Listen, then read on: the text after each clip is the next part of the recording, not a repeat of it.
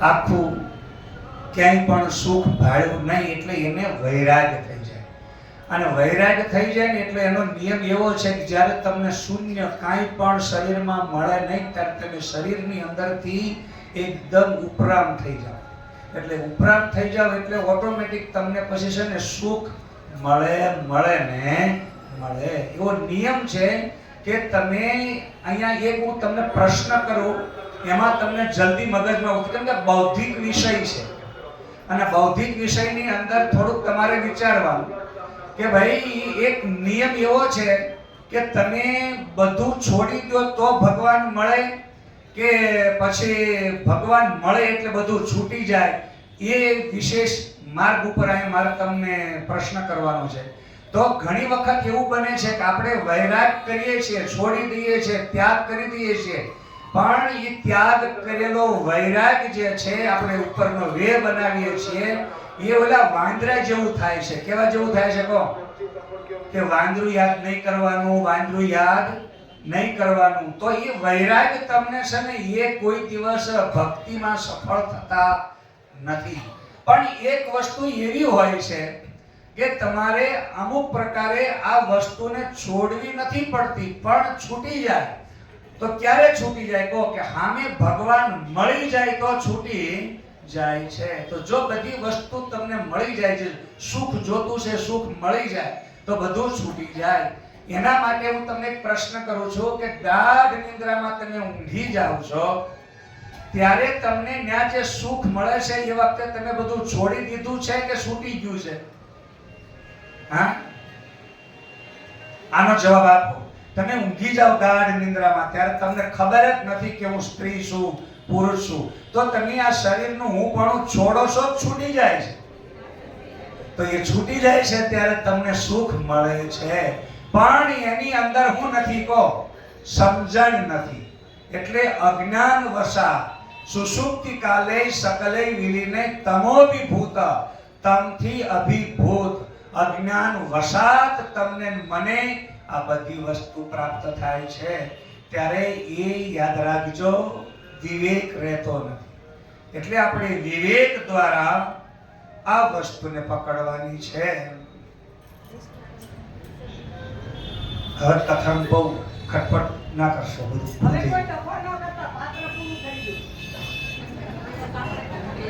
હવે તો અહીંયા ભગવાન જ્યારે તમને મળે છે ને ત્યારે સંસારનું બધું છૂટી જાય છે, છોડવું પડતું નથી. એટલે એક વસ્તુ અહીંયા આપણે એ પકડવાની છે કે જ્યારે કામ, ક્રોધ, લોભ અને મોહ, આ જે છે ને કામ, ક્રોધ અને લોભ, આ ત્રણ જે છે ને એ શત્રુ રૂપે ભગવાનના અવતારો થયા. એટલે એનો એ ઉદ્ધાર થયો.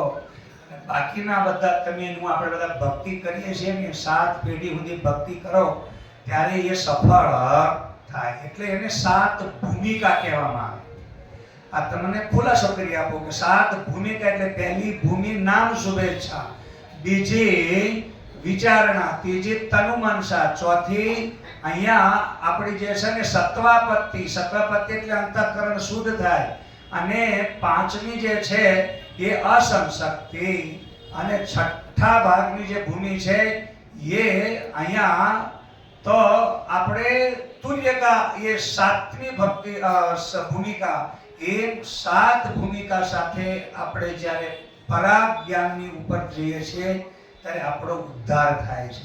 તો પહેલી વિચારણા, તમને મનમાં વિચાર આવવો જો પહેલી ભૂમિ શુભ ઈચ્છા, એટલે તમને પહેલા તો હારું કરવાનું મન થાય અને એમાં સફળ થાવ એટલે પછી તમને હારું શું કહેવાય એનો વિચાર આવે. હારું શું કહેવાય એનો વિચાર આવે એટલે એની અંદર પછી તમને હારી વસ્તુની નિર્ણય શક્તિનો થોડોક પેલો થાય એટલે મન ઝીણું થાય, તનુમનસા. તો ત્રીજી ભૂમિ તનુમનસા એટલે એની અંદર તમારું મન ઝીણું થઈ અને એ વસ્તુને અનુભવ કરવા માટે જિજ્ઞાસા પેદા થાય. અને એ જિજ્ઞાસા ઉત્પન્ન થઈ એટલે તમે એના માટે પછી શું કરો કે ભાઈ મારે હારું જ લેવું છે. તો તમે સત્વ એટલે શરીરની અંદર અંતઃકરણ શુદ્ધ કરો એટલે સેવા. જ્યારે તમે સેવા કરો ત્યારે શુદ્ધ અંતઃકરણની અંદર બધું તમને પૂજવા લાગે છે. અને ત્યાર પછી જ્યારે તમે 5મી ભૂમિકામાં જાઓ છો ત્યારે ત્યાં અસંગ શક્તિ, પછી સાચું ભગવાનનું સ્વરૂપ હાથમાં આવે એટલે આસક્તિ જતી રહે છે. અને આસક્તિ જતી રહે ને પછી છઠ્ઠી ભૂમિ પદાર્થ ભાવની આવે. અને પદાર્થ ભાવની ભૂમિ એટલે ઠોસ પદાર્થ, બસ સત્યને લભ્ય એશા આત્મા. એ હાથની ભૂમિકામાં જાઓ ત્યારે ત્યાં તુર્યગા એટલે સચ્ચિત સુખમ પરમહંસ ગતિમ તુર્યમ. ત્યારે એ 7 જન્મે એનો ઉદ્ધાર થાય છે. અહીંયા ત્રણ એટલા માટે કે સ્થૂળ, સૂક્ષ્મ અને કારણ. તો 3 શરીરમાં સુખ નથી એવી ખબર પડી એટલે મોક્ષ થઈ જાય. અને એક વ્યક્તિ વિવેક બુદ્ધિથી ધીરે ધીરે એ ભૂમિકા વિચાર દ્વારા અને ભૂમિકા દ્વારા એ મોક્ષ ગતિને પ્રાપ્ત થાય છે. તો આ રીતે શાસ્ત્રની આ એક મર્યાદા બતાવી છે. હવે અહીંયા દંતવક્ત્ર શિશુપાળનો વધ કર્યા પછી રાજસુ યજ્ઞની પૂર્ણાહુતિ કરવાની હતી. એમાં બધા રાજાઓને બોલાવવાના હતા. ત્યારે એક જરાસંઘને બોલાવવા માટે ભગવાન કૃષ્ણ, ભીમ અને અર્જુન 3 ગયા. બ્રાહ્મણનો વેશ કરીને ગયા. હવે એ વખતે ત્યાં જરાસંઘના રાજસભામાં બ્રાહ્મણો આવ્યા છે, ભાઈ અતિથિ આવ્યા છે. તો એણે કીધું ભિક્ષા લેવા આવ્યા છે. તો જરાસંઘ કે બોલો ભિક્ષામાં શું જોઈએ? તો એ વખતે ભીમ કહે છે કે મારે ભિક્ષામાં તમારી સાથે મલ્લયુદ્ધ કરવું છે. જરાસંઘ કે મલ્લયુદ્ધ મારી હારે? અને તમે 3 ગયા, અમારા 3માંથી ગમે એની હારે તમે યુદ્ધ કરી શકો છો. જરાસંઘ કે આ તો નાનું છોકરા જેવું છે, આની હારે તો એટલે ભગવાન કૃષ્ણ કે આ તો છોકરો નાનો. અને અર્જુન થોડોક આમ બાહુબળી અને થોડો પ્રાણ વાળો હતો, પણ કે આને કે મુઠ્ઠી હાડકા છે, કે આવા પાતળા અને આ કમજોર વ્યક્તિને હું મલ્લયુદ્ધ કરું સારું ન લાગે.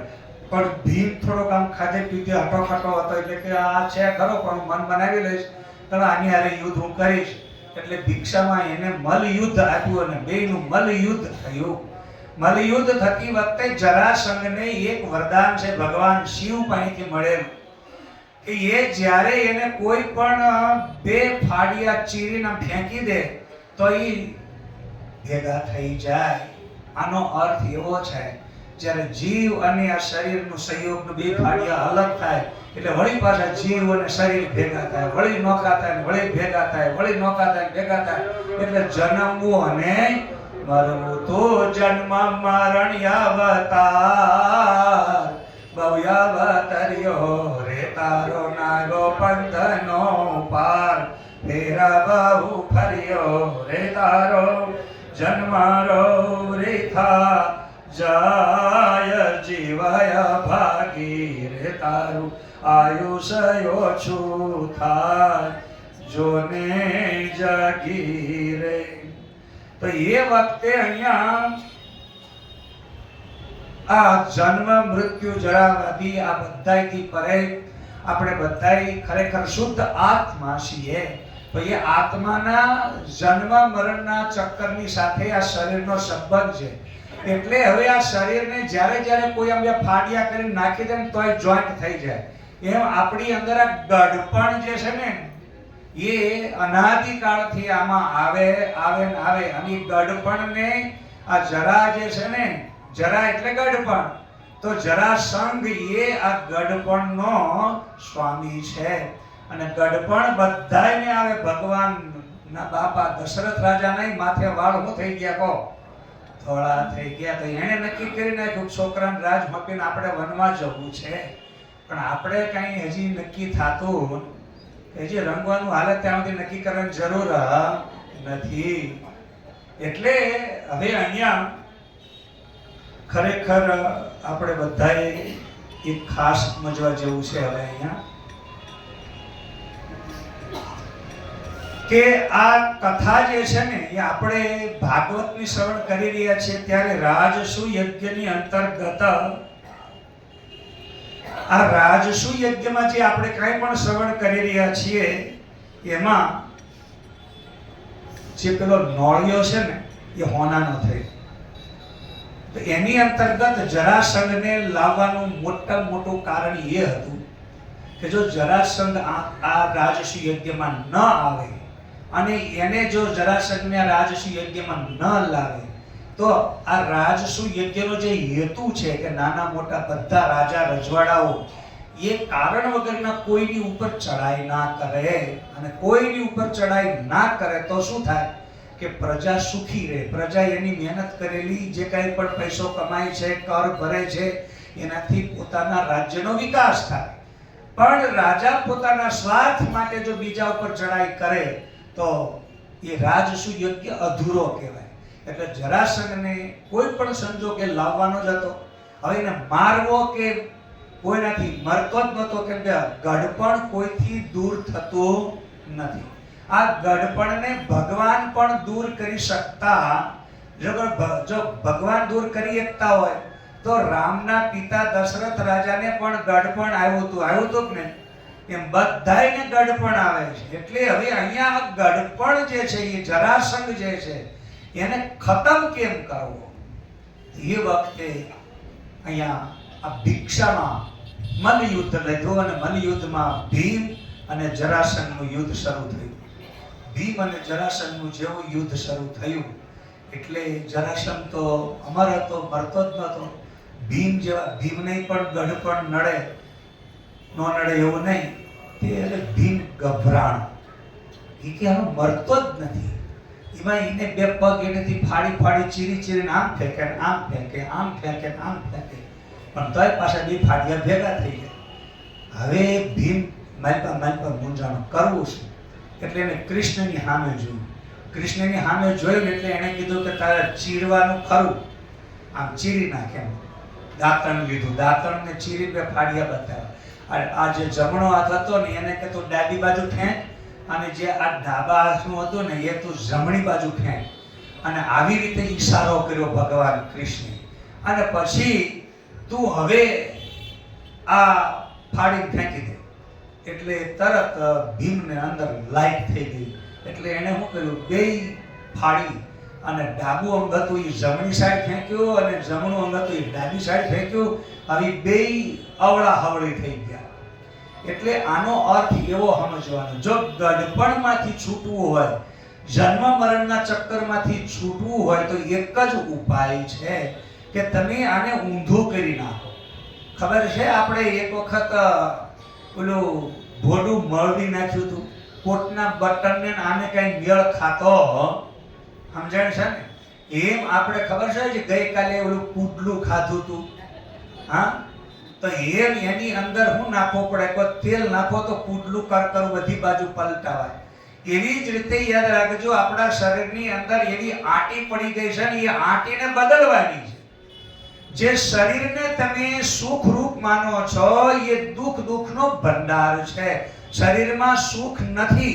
એટલે અત્યારે આપણી આંટી શેમાં પડી છે? હું સુખી થઈ જાઉં, મારા ઘરે પારણું બંધાઈ જાય. પણ તમે બધી જ વસ્તુ મેળવી છે, અને આ બધામાં તમે અનુભવ કર્યો છે, અને તમને ખ્યાલ પડશે કે ભાઈ અમે પરણશું, છોકરા મોટા કરશું, પછી ગરડા થશું, છોકરાને હારે અમે સુખીથી રહેશું.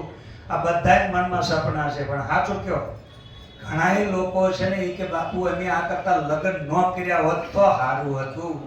કેમ હું થયું? ત્યારે કંટાળી ગયા છે જગતની અંદર. હવે આ પ્રજાજન અમારું કીધું કરતી નથી, અને એવું કરે છે ને કે આમાં બધું માથે દેવું કરે છે. તો આવું બધું જ્યારે થાય અને મારી ઘરવાળી હારે ઝઘડો થાય ત્યારે બહુ ચોખ્ખું થઈ જાય. એક વખત એવું બન્યું, બે ભાઈબંધોએ લગ્ન કર્યા, અને બે ભાઈબંધ લગ્ન કરીને પાછા ભેગા થયા. અને ભેગા થઈને પછી બે જણાએ પૂછ્યું એકબીજાને કે ભાઈ તને કેમ રહ્યું? એટલે કહેતા તને કેમ રહ્યું? તે આમ હેઠું જોયું, પણ હેઠું હું જેવું હોય કે ને, તારે કે કાંઈ કહેવા જેવું નથી. શું? કારણ કે મારું બહેરું મારું કીધું કરતું જ નથી, કે હું કહું ને ઊંધું જ કરે છે. તો ઓલો કે ભાઈ તારે મારે એવું છે, તારે તો ઊંધું તો કરે, મારે ઊંધું નથી કરતું, એકેય બાજુનું કામ જ નહીં કરતું. કારણ કે તો પછી બે જણા કે યાર આવું છે, ઊંધું કરે તે કામ કર, તારું બહેરું ઊંધું કરે છે ને, તું કે મહેમાન આવ્યા તું ભોજન બનાય તો ના પાડે ને, તો તારે એવું કહેવાનું ભાઈ મારે ઘરે મહેમાનને હું આવવા નહીં દઉં, અને મારે મહેમાનને જમાડવા નથી. જો એ કહે ના, તો એક વખત તું અખતરો કર કે ભાઈ મારા લગ્ન થઈ ગયા છે, મારા ભાઈબંધો બધા ભાભીના હાથનું ખાવાનું કહે છે, પણ હું તો ના પાડીને આવ્યો. આવું તારે ઊંધું બોલવાનું. એટલે ઓલો ઘરે ગયો, ઠરાવ નક્કી થયો. ઘરે એમ કે બોલે નહીં, મામું કેમ કઈ બોલતા નથી, શું થયું છે? મને ન બોલાય તો સારું. ના બોલો જ તે તમે. કે મારું બટન કામ કરી ગયું કે ઈ કે ખતરો ભારે મેળાયો તો કે ના પણ બોલત તે પણ બોલું તો તું મારું કીધું કરે ના મારે કાંઈ સાંભળવું જ નથી કારણ કે પણ હું સમજતી નહીં હું બધું સમજુ છું બોલો તમારે શું છે તકલીફ કારણ કે મારા ભાઈબંધો બધાય મારું માથું ખાઈ ગયા છે ભાભી ઘરે આવી છે કે તમે અમને ઘરે બોલાવતા નથી અને કે અમારે કે ભાભીના હાથનું ખાવું છે હું તો ના પાડીને આવ્યો એક જ બોલાવવાના ઘરમાં તમે નાક શેરી પાડી ગયા બોલાવો મારા હાથનું પણ મારે ખવડાવું છે તમારે ક્યાં ખવડાવવું છે બોલો કે મેળ આવી ગયો ભારે કે બસ તરત નિમંત્રણ આપ્યું અને ઈ કે ભાઈ ધ્યાન રાખજો બધાય આપણે આમાં ઊંધું બટન જ વાપરવાનું છે અને મારે છે ને ઊંધાડ મળી છે ઊંધાડ ખબર પડી કે ઊંધી જ હાલે એટલે પછી એવું થયું બધામાં મનમાં વિચારી ગોઠવીને જ બોલે એમ કરતા એટલે હાથ ને ધોવા ન હોય આપણે બધા એમને બેસી જવાનું છે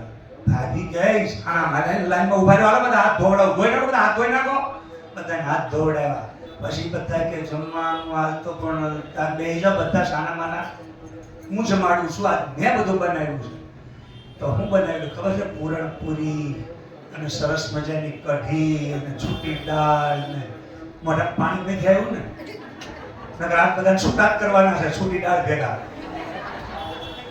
તો એવું થયું કે હવા એટલો બધો સરસ અને આવા રિહાળવા લોકો બનાવે ને તારે આમાં સૌરાષ્ટ્રમાં જેવું કહેવત છે કોકના ઘરે આખા મગનું શાક રાંધવાનું હોય ને ત્યારે કે મારી પાસે કાંગડું રહી જાય તો કે કોઈ રિહાળવી બૈરી હોય ને કોઈ ક્રોધવાળી એના હાથે મગ ઓરાવો કે એ કાંગડું રહે જ નહીં બોલો આવું એક પૂચકો છે અને ખરેખર એ મગ છે ને એ તરફ કે મગે સમજી જાય આનાથી તો પછી આપણે સમજી જ જવું પડે તો કઈ નવાઈ છે એટલે એવું થયું કે આને રસોઈ બહુ સરસ બનાવી બધા ખાવા બેઠા ખાતા જાય બધા મનમાં વિચાર કરે સાંભળજો જે માગો એ નહીં મળે એટલે ઊંધું બટન વાપરવાનું છે તે બધાએ કીધું કે હારી કઢી બહુ સરસ બની છે એવી કઢી બનેલી ને તેને કોણ જાણે ઓલી તાર ભેગી કરેલી ને અઠવાડિયાની એ તાર ભેગી કરેલી હતી એનું દહીં જેવું હતું એનું ઘોળું કરીને કઢી કરી નાખેલી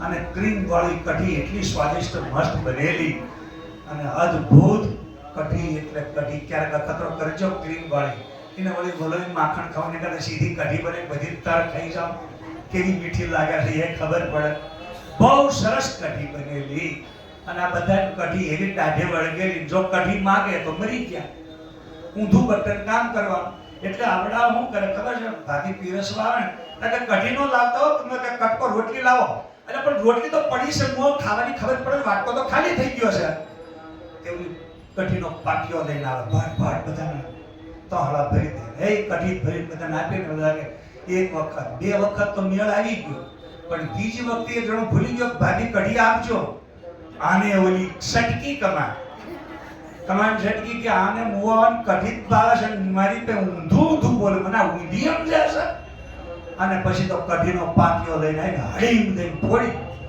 લો પીવો કઢી બધા અને ઓલો ઢીલો પડી ગયો મોડો પડી ગયો એટલે પછી ઓલા બધા ભાઈબંધો સમજી ગયા કોઈ કાંઈ બોલ્યા વગર વિયા ગયા પણ બહાર જઈને એટલું કીધું કે કમસે કમ એ ઠીબડા તો વીણી લીધા મારી બાઈ મારાથી ઠીબડાય મારે વીણવા પડે એમ કરીને બધું થાળે પાડીને વળી અઠવાડિયે ગયો ને તારે કે હવે હું કંટાળી ગયો શું કરવું જો છૂટા છેડા માગવું તો કે છૂટા છેડા આપે નહીં અને કીધા વગર આ કેસ આવવાની નથી અને આ તો મારે ગળે પડી છે શું કરવું ત્યારે બધાએ કીધું કે આ વખતે છે ને જેઠ મહિનો અધિક મહિનો છે આવે છે ને અધિક મહિનો આ વખતે તો જેઠ મહિનામાં બધા નદીએ નાવા જાય તો નાવાનું ગોઠવી દે પણ ઊંધું બોલી એ કે હિમા એકદમ કઈ નહીં અને અમુક આ બધા છે ને બૈરાન બુદ્ધિ પાણી ઊંધી એટલે તારે બહુ વધારે ઊંડા ઉતરવું નહીં અને આપણે ઊંધું બટન તું સમજી ગયો છો ને ત્યારે કે હા ને સમજે જે કોઈ તો સમજી જા કે ઘરે ગયો કે જો આ બધા ભગતડાઓ બધા કેવા ભગતડા છે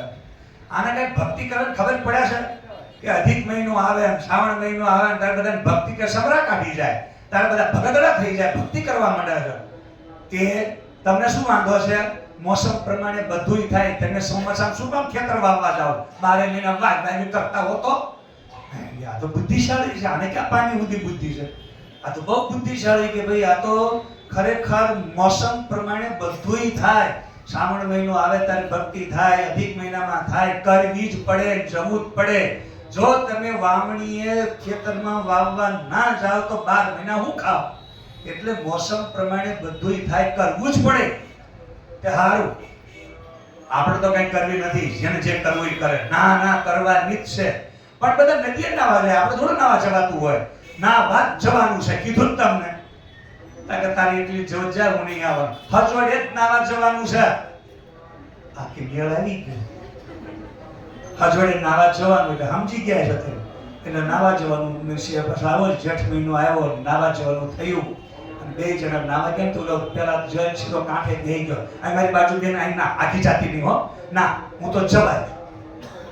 હવે નદીનું પાણી વહેતું હતું અને ઓલી કે ના હું તો અંદર જવાની. પણ કીધું ને તું અહીં બેસ ને, અહીંયા નાતા શું થાય છે, પણ અહીં બેસ.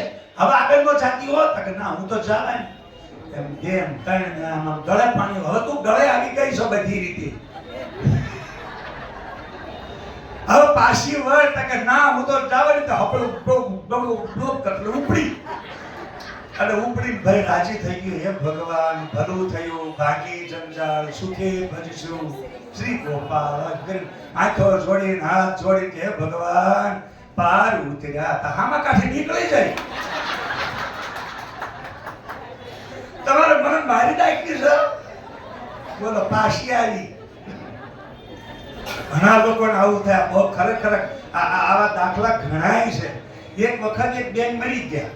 મરી ગયા પછી એને છે ને બધા નાનાની લઈને નીકળ્યા. હાલતા હાલતા ઘરે ખેડૂતનું ઘર ને તે નાના વાસણાનો ખીલો ગાલેલો હતો. એને ઠેબે ચડ્યા. તે ઠેબે લીધું તો હાથ બધું હડબડ કરીને પડ્યું હેઠું. બેન જીવતી થઈ. જીવતી થઈ અને 10 વર્ષ સુધી જીવી લ્યો. અને 10 વર્ષે ફરી મરી જાય. ફરી મરી ગઈ તે પાછા વળી બધા ઠાંડી બધું લઈને જ્યારે હાલતા થયા ને તે ઓલો ખેડૂત ખીલે જઈને ઉભો રહ્યો. ઈ કે ભાઈ આ ખીલેથી આગળ હાલજો, આ 10 વર્ષની સજા એને મને કરી શકી. આ બધું સાંભળવું જો કેવું સારું લાગે. પણ હવે મોત માથે આવ્યું છે પરીક્ષિત રાજાને. ખરેખર સમજવા જેવી વાત તો હવે જ છે. તો રાજસુ યજ્ઞ પૂર્ણ કરતી વખતે અહીંયા જરાસંઘને એક શરીર આમ ડાબી સાઈડ ફેંક્યું અને જમણું ડાબું હતું એ જમણી સાઈડ ફેંક્યું. હવે એ બેયને ઉલટાવી નાખ્યું. ઉલટાવી નાખવાથી શું થયું? શરીરમાં જે સુખ બુદ્ધિ હતી એ આત્મામાં કરી દીધી અને આત્માની સુખ બુદ્ધિ હતી એ શરીરમાં કાઢી નાખો. કેમ કે આત્મામાં સુખ છે એ શરીરમાં નથી અને શરીરમાં જે દુઃખ છે એ આત્મામાં નથી. એટલે બેયમાંથી ઉલટાવી નાખો એટલે પછી તમારે મારે ગડપણ આવતું નથી. એટલે તું દેહ નહીં પણ દેહી છે, ચેતન જડની નથેલી, સતચિત આનંદ મેળવવા તમે આવો સંગય દ્વારે. હવે અહીંયા જ્યારે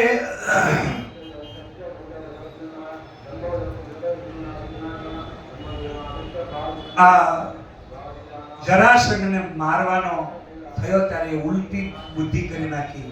શરીરમાંથી હુંપણું કાઢી આત્મામાં જોડ્યો અને આત્માનું જે હુંપણું હતું એ શરીરમાં જે હતું એને ઉલટાવી નાખ્યું. ઉલટાવી નાખવાથી આત્મા થઈ ગયો અને શરીર થઈ ગયું. હવે શરીરમાં સુખય નહીં, દુઃખય નહીં, મારું નહીં, તારું નહીં, કાંઈ નહીં. એ જડ છે. અને એક અવસ્થામાં જોવા જાવ તો શરીર નામની કોઈ વસ્તુ છે નહીં. જે કાંઈ છે એ આત્માનું સ્વરૂપ છે.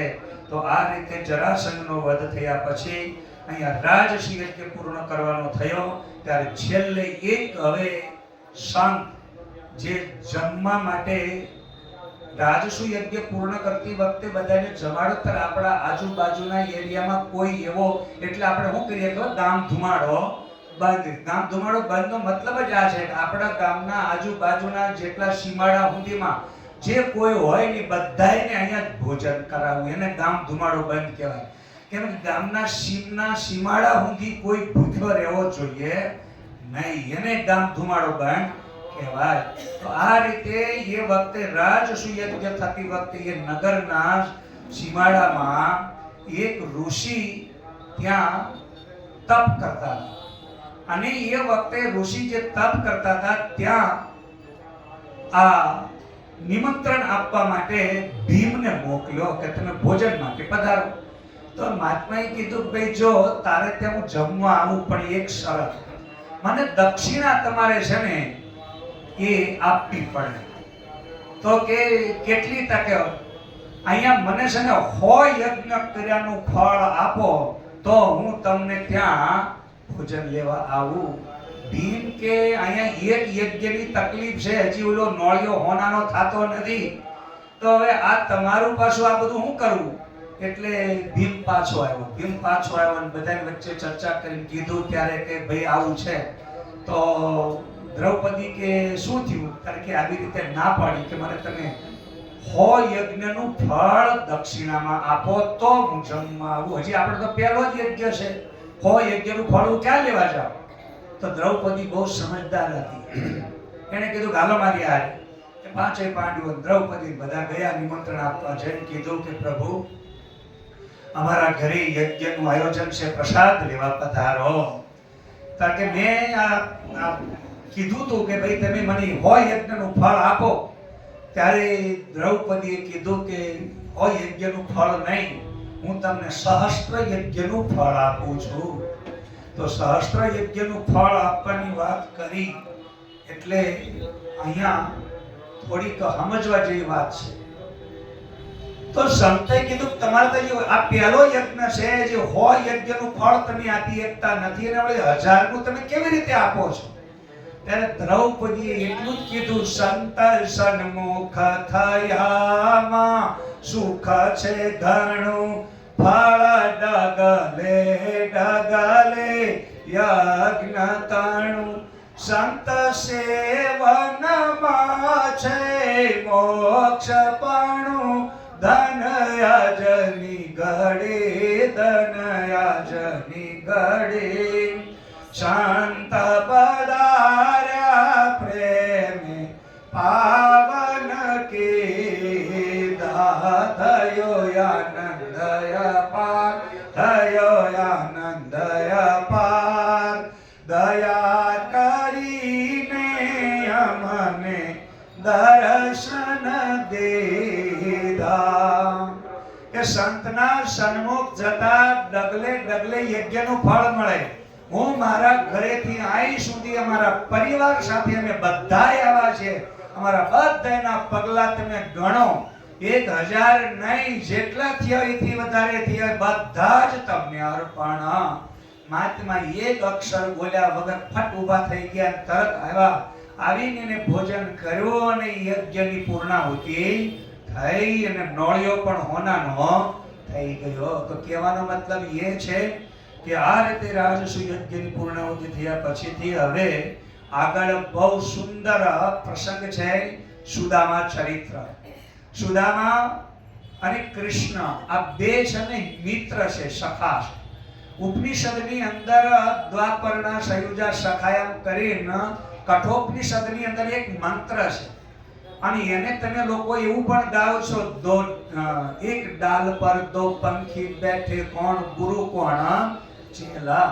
તો આવી રીતે અહીંયા આ ઉપનિષદની અંદર દ્વાપરના સયુજા સખાયા કે ભાઈ બે પંખી એક ડાળ ઉપર બેઠા છે અને એમાં એક જીવ છે અને એક ઈશ્વર છે. જીવસ્તુ અલ્પજ્ઞ, ઈશ્વરસ્તુ સર્વજ્ઞ. હવે આ બંને સખા છે, મિત્ર છે. ખાસ ધ્યાન દેજો, જીવ અને શિવ બે શું છે કહો? મિત્ર છે. એટલે એને અહીંયા કૃષ્ણ અને સુદામા આ બંને જીવ અને શિવ એ મિત્ર છે અને સખા પ્રમાણે આપણે બધાએ સખા ભાવની પણ ભક્તિ કરવી જોઈએ. તો પણ તમે ઈશ્વર સમાન બનવાની ભક્તિ કરો ને, એનું નામ સખા ભક્તિ છે. ઘણા લોકો વિરોધ કરે, ભાઈ આપણે થોડા ભગવાન થઈ જવાના. તો ભાઈ ભગવાનમાં જે છે બધું આપણામ છે. જે યાદ રાખજો, સખા ક્યારે કહેવાય? બે હરખા મિત્ર હોય અને બે મિત્ર બેની અંદર બધું જ બરોબર હરખું હોવું જોઈએ. તો એને રામાયણની અંદર તુલસીદાસ એમ કહે છે, ઈશ્વર અંશ જીવય અવિનાશે, ચેતન અમલ સજ સુખ રાશિ. ઈશ્વર અને જીવ આ બંને એક જ છે. સહજ એટલે સ્વાભાવિક રીતે સુખ સુખનો ભંડાર છે, પણ ફરક એટલો છે કે લોટામાં પાણી ભરેલું હોય તો પાણી અને સમુદ્રમાં પાણી હોય તો તે બધા દરિયા કિનારે જી આવ્યા ને કેવો હિલોળા લેશે કહો છે. હા, એમ યાદ રાખજો, ઈશ્વર છે ને આપણા સંસારમાં હિલોળા લેતો સંસારમાં આપણને બધાયની આવો મીઠો પવન અને લહેરો લેવડાવે છે. પણ આપણે લોટામાં ભરેલું પાણી એ સમુદ્રમાંથી જ લીધું તો પાણી તરીકે લોટામાં જે છે એ જ સમુદ્રમાં છે, સમુદ્રમાં છે એ જ છે, બે એક જ છે. એટલે બે એક સખા એટલે હરખા જ છે. પણ દરિયામાં જહાજ ફરી શકે છે, લોટામાં જહાજ ફરતું નથી. એટલે તત્વતઃ સ્વભાવતઃ બે એક છે, પણ સામર્થ્યની અંદર થોડો ભેદ ઊભો થાય છે. લોટામાં જહાજ ફરી શકે નહીં. આટલું આપણે કર્યા પછી હવે એક વાતની નોંધ લેજો. સુદામા જે છે એ કૃષ્ણ સાથે ભણે છે, પણ એક દરિદ્ર બ્રાહ્મણ છે. અને એમાં શું થાય છે કે એક વખત ચોમાસાના સમયમાં બંનેને લાકડા લેવા મોકલ્યા. ત્યારે ગુરુ માતાએ એને ચણ્યા આપેલા કે ભાઈ તમે પગડામાં વનમાં ભૂખ્યા થાવ તો બે જણા ખાઈ લેજો. હવે એ વખતે ચોમાસામાં બહુ વરસાદ આવ્યો, પાણી આવ્યું, તે એક ઓલપા કર્યો, એમાં મેકડામાં પાણી વધારે આવી ગયું.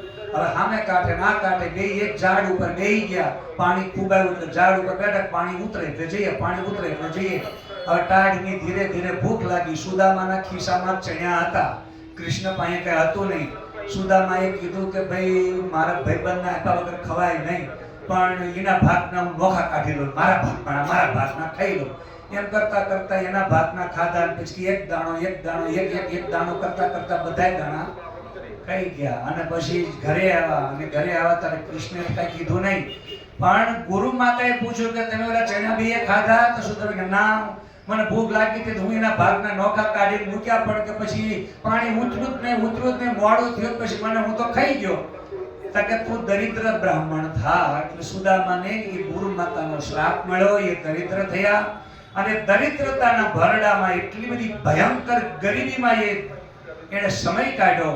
એમ કરતા કરતા એક વખત અહીંયા ભગવાન કૃષ્ણ દ્વારકાધીશ સમુદ્રની મધ્યે, હવે ત્યાં આ સુદામા એની ઘરવાળીએ કીધું તમે તમારા ભાઈબંધના બહુ વખાણ કરો છો, તો પોરબંદરથી કાંઈ અહીંયા આપણે દ્વારકા આવું નહીં, તમે જાઓ ત્યાં.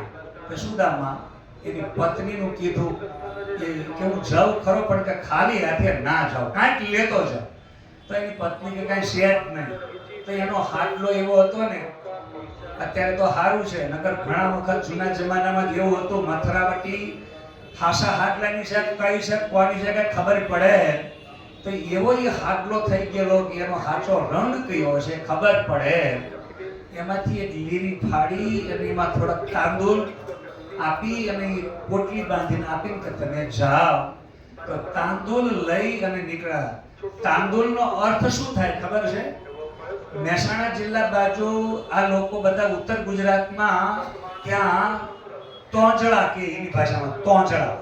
અને તોંજળા છે ને એ આપણે બાજરી જેવો જ દાણો હોય, રાયના દાણા જેવડા જ દાણા હોય.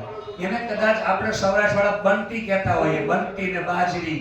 તો એ બંટીને સસરાવી તૈયાર કરેલી હોય ને એનો એ લોકો ત્યાં ઘેંસ બનાવે. અને એ ઘેંસ અને પછી એની સાથે દૂધ ને એ બધું ઘોળ ખાય. મહેસાણા જિલ્લામાં હું રહું છું એટલે ત્યાં ખાધું છે એટલે કહું છું. તમે કદાચ નામ જ સાંભળ્યું છે પહેલી વખત. તો એને લોકો હજી વાવે છે ને હજી ત્યાં મળે છે ને એવું થાય છે ને હજી એ લોકો કરે છે. તો ત્યાં એ તાંજળાની એ લઈ ગઈ પોટલી, અને પોટલી જઈને ભગવાન કૃષ્ણની પાસે લઈ ગયા. તો એના દરવાજો ચોકીદારે રોક્યા.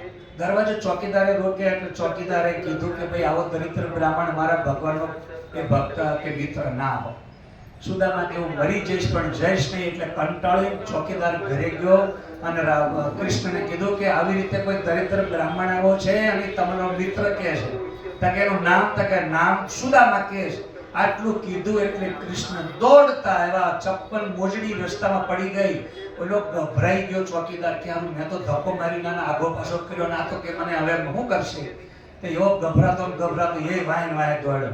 જેવા સુદામાને મળ્યો, સુદામા સુદામા, ત્યાં તો સુદામાએ કીધું હરે કૃષ્ણ કૃષ્ણ. બેયનું જે મિલન થયું, જીવ અને શિવનું મિલન એ ખરેખર યોગ છે. અને આવા યોગ સાથે આ બંનેના મિલનમાં એક અદ્ભુત વાતાવરણ ઊભું થયું. અને બેયની જ્યારે આવી મુલાકાત પેલો ચોકીદાર જોઈને ગભરાયો કે હવે શું થશે. પણ આ તો બેયના મિલનમાં એ ભૂલી જ ગયા. અને ભૂલી ગયા, બે ઘરે ગયા, અંદર ગયા. અને અંદર જઈ અને કૃષ્ણએ કીધું કે ભાઈ સુદામાને નવડાવવા માટે તૈયારી કરી. ખુદ કૃષ્ણને નવડાવે, આ આંખમાંથી અશ્રુ પડે છે. અને સુદામા એના મિત્રની આવી મિત્રતા જોઈ અંદરથી હરખાયો, વાહ મારો મિત્ર કેટલો. અને એમ કરીને જ્યારે એમ કહેવાય છે કે ત્યાં એ રહેવા માંડ્યા. ખૂબ એને જળ કશી જામાન, જે કૃષ્ણના કપડા હતા એ જ બધા કપડા એને પહેરવા મળ્યા. તો યાદ રાખજો, જીવ જ્યારે ભગવાન પાસે જાય ને ત્યારે ભગવાન જેવો થઈ જાય. અને જ્યારે ભગવાનથી નોખો પડે ને ત્યારે હતો એવો ને એવો. તો એ વખતે સુદામા ત્યાં ગયા તો એને થોડીક શરમ આવી. ઓલી પોટલી હંતાડ કરે એટલે પછી પોટલી હંતાડ કરે ને એટલે પછી તરત એને કૃષ્ણએ વિચાર્યું કે પોટલી શું છે, મારી ભાભીએ હું મોકલાયું. પોટલી ખોલી તો તાંદૂળનો એક બુકડો, બે, ત્રીજો બુકડો ભરવા ગયા. ત્યાં તો કટરાણીઓએ હાથમાંથી લઈ લીધું કે પ્રભુ અમને પ્રસાદ આપો. અને એ વખતે સુદામા એમ કહેવાય છે કે 6 મહિના વ્યતીત થઈ ગયા, ખબર ના રહી. હવે 6 મહિના વ્યતીત થયા, ખબર ના રહી. ત્યારે એક દિવસ સુદામાએ કીધું કે ભગવાન, હે પ્રભુ, એક કામ કરો કે આપણે અહીંયા આટલા દિવસથી અહીંયા છીએ તો હવે મારે ઘરે જવું છે. કૃષ્ણને તરત આંખમાં આહુડા આવવા માંડ્યા. ઘરે જવું છે, મને મૂકીને જતું રહેવું છે. તો સુદામા કે પણ જવું તો પડશે જ નહીં. કે તું અહીંયા તારી મનમાં વિચાર કરે છે, પણ આટલા દિવસથી ભેગો શું ખવડાવવા પીવડાવવામાં ધ્યાન દે છે. પણ મારા દરિદ્ર, મારા દાદરના જોઈ એમ નથી કેતો તારા ઘરે પૂછે બધું. ઘરનું તો પૂછતો જ નથી કે આવો ભાઈબંધ કેવો. અને એમ એને મનમાં એવું બધું થતું જાય. અને વળી વિદાય માગે, વળી વિદાય યાદ કરીને કે પાછો કંઈક આપે છે. પણ એ તો આમ બસ કૃષ્ણ તો રોવા જ માંડે. એમ કરતા કૃષ્ણ પછી અંદર ગયા કે હે સુદામા, તમારે જવું હોય તો જાઓ, હું ના પાડતો નથી. પણ એક કામ કરો, હવે આ મારા કપડા આપેલા એ ઉતારી દો. અને આ તમારા જે કપડા છે ને, એ તમારા કપડા પહેરી લો. એટલે એની એક ધોતી ફાટલી, એનું એક પેરણ, એની એ લાકડી, એના એ ફૂટલા ટટલા ચપ્પલ ને એનું આ બધું આપી દીધું. અને એનું એ બધું લઈ અને જતા રહ્યા.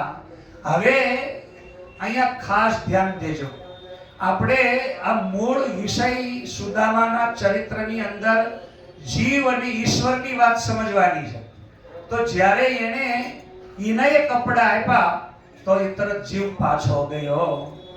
હવે યાદ રાખજો, ભગવાનથી છૂટા પડો ને એટલે આપણે બધા જ દરિદ્ર થઈ જઈએ. તો સુદામા દરિદ્ર થયા, પોરબંદર પાછા ગયા. અને એ વખતે પોરબંદર જતા એને ત્યાં ગયા તો એક આશ્ચર્ય થયું. રસ્તામાં એને ભગવાનને બહુ ધમકાવ્યા, મને કાંઈ ન આપ્યો, લોભ્યો થઈ ગયો. પેલા કેવો હતો, અને આ ખટપટીઓ નટખટ, અને માખણ ચોર્યું છે ને કે બધું, આમાં જીવ છે, આમાં કઈ હારી બુદ્ધિ રહી નહીં, મારો ભાઈબંધ છે પણ બગડી ગયો એમ કરતા પોરબંદર પહોંચી ગયા. પણ ત્યાં ગયા તો એનું ઝૂંપડું ગાયબ. જ્યાં એની ઝૂંપડી હતી ત્યાં તો મોટો જબર હાથમાળનો મહેલ બની ગયેલો. હવે ત્યાંથી એના છોકરાઓ સુદામાને ભાળી ગયા. અને એને કીધું કે માં પિતાજી આવે. એ દોડતી આવી, સુંદર વસ્ત્રો પહેરેલા, અદ્ભુત. જ્યારે લગ્ન વખતે એને નહોતા મળ્યા એવા કપડા એ પહેરીને અટ્ટારીમાંથી જોતી હતી કે હા અમારા એ આવે છે. પણ એવા ગરહણ, કાંઈ ફેર પડ્યો તો જીવને કાંઈ ફેર. ભગવાનથી નોખા પડો તો જીવ જ રહે છે. એને ભગવાન ગમે એટલું આપે ને તોય એનામાં કાંઈ ફેર પડતો નથી.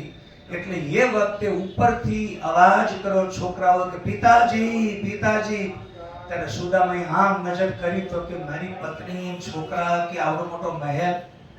તો કે જો અહીંયા તમે ગયા પછી અહીંયા જુઓ મોટો મહેલ ને કેટલું બધું ભગવાને આપ્યું, દ્વારકાધીશે આપ્યું. તો કે એને આપ્યું. ત્યારે કે સુદામા કે અરે મેં એના રસ્તામાં કેટલો ધમકાવ્યો, કેટલું કીધું, ન કહેવાના શબ્દો કીધા, એ ન્યાન બેસી ગયા અને અશ્રુધાર વહેતી થઈ ગઈ, હે કૃષ્ણ મને માફ કરી દે. એ વખતે એને નક્કી કર્યું જો કૃષ્ણ અહીંયા આવી મને જો આ ઘરમાં ન લઈ જાય ત્યાં સુધી હું ઘરમાં જવાનો નથી. એ વખતે ભગવાન કૃષ્ણ આવ્યા અને સુદામાને ગ્રહ પ્રવેશ કરાવ્યો. અર્થાત આપણા બધાની સાથે જીવ શિવની સાથે એકતાનું સૂત્ર એ સખા સંયુજામ તો દ્વાપરના સંયુજા સખાયામ. વેદ ઉપનિષદની અંદર જે મંત્ર છે એની જ આ કથા આપણે આ રીતે શ્રવણ કરી. હવે અહીંયા આપણે એકાદશ સ્કંદની અંદર પ્રવેશ કરીએ છીએ અને મુક્તિ લીલા કહેવાય. 12મો સ્કંદ જે છે એ આશ્રય, છેલ્લે આપણા બધાનો એકમાત્ર આશ્રય ભગવાન છે. તો આ રીતે એકાદશ સ્કંદમાં હવે વસુદેવ એની પત્ની દેવકીને કહે છે કે હે દેવી, આપણા ઘરે લોકો બધા એમ કહે છે સાક્ષાત ભગવાન કૃષ્ણનો અવતાર છે અને યદુ કુળની અંદર આવો કુળ દીપક આપણે ત્યાં આવ્યો છે ત્રિલોકીનાથ. તો ખરેખર આપણે આના વિશે કંઈક સમજવું જોઈએ. એમાં નારદજી આવ્યા. નારદજી આવે એટલે નારદજીને પ્રશ્ન કર્યો કે નારદજી, મારા લાલાને બધા આવું આવું કહે છે તો આ શું છે? તો નારદજી કહે છે કે કામ કરો, લાલાને બોલાવો. લાલાને બોલાવો. કૃષ્ણ આવીને કહે છે કે બોલો પિતાજી. ત્યારે કે બેટા, મારા મનની અંદર એક શંકા છે, મને એક શંકાનું સમાધાન તું આપ. હું તારો પિતા છું અને દેવકી તારી માં છે અને તને બધા લોકો ભગવાન કહે છે, તું સાક્ષાત નારાયણ વિષ્ણુ અવતાર લઈને આવ્યો છો આવું બધા કહે છે. કૃષ્ણ કે ફસાણા. અને ફસાણા એટલે એને કીધું પિતાજી આ બધી વસ્તુ તમે મને પૂછવાનું રહેવા દો. નારદજી સાહેબ તમે એને પૂછો છે કેવું હોય. એટલે કે એટલું કઈ કૃષ્ણજી જતા રહ્યા. એટલે નારદજી વળી પાછા કે જો જેના ઘરે સાક્ષાત નારાયણ અવતાર આવે ને એ ખરેખર મનુષ્ય અવતાર જ એવો અવતાર છે કે નરથી નારાયણ બનાવી શકે છે. એના માટે હું તમને નવ યોગેશ્વરની કથા સાંભળાવું. નવ યોગેશ્વરની કથા સાંભળતા જો તમે એક વખત એમાં ધ્યાન આપશો તો તમને વધારે મજા આવશે. એ નારદજીએ વસુદેવને કીધું કે તારી સાથે ત્યાં વચ્ચે કેવો પ્રસંગ આવે છે કે યદુવંશીઓને બહુ અભિમાન અહંકાર આવી ગયો કે ભાઈ અમારા યદુવંશની અંદર આવી રીતે અમે બધા આમને મહાન ને. એટલે એ વખતે સાધુ સંતોની ઠેકડી કરી. યદુવંશના બાળકોએ સાધુ સંતોની ઠેકડી કરીને એક કન્યાને એક છોકરાને કન્યાના કપડા પહેરાવી અને મોટું પેટ કરી ગાભા બાબા ભરાવીને લઈ ગયા કે ભાઈ અમારા યદુવંશની આ કુળ દીપક ની કન્યા છે, એને આ પેટમાં બાળક છે, એ કન્યા આવશે કે પુત્ર આવશે? તો સંતોએ જવાબ ના આપ્યો. 1 2 3 વખત કીધું એટલે સંતોએ કીધું જે આવશે એની અંદરથી મુસળ નીકળશે અને મુસળ નીકળશે એ તમારા વંશનો નાશ કરશે. એટલે આવડા લોકો તો ગભરાઈ ગયા કે સંતોની પાસે આપણે કંઈક વાત કરવા આવ્યા હતા બીજી, આ તો હવે હસતા હતામાં ખાતું થઈ ગયું. એટલે એને તરત જ ઈ કાઢ્યું તો અંદરથી મુસળ નીકળ્યું. મુસળ નીકળ્યું એટલે આવડા કે ભાઈ મુસળ રહે તો આપણે મરશું ને. એટલે દરિયા કિનારે જઈને ઘસી એને કર્યું ને આટલો કટકો વધ્યો ને ફેંકી દીધો. હવે એમાં બન્યું કેવું કે એક કટકામાંથી એક શિકારી માછલી પકડી લાવ્યો ને એના મોઢામાંથી એના પેટમાંથી કટકો નીકળ્યો એટલે એને એનું બાણ બનાવ્યું.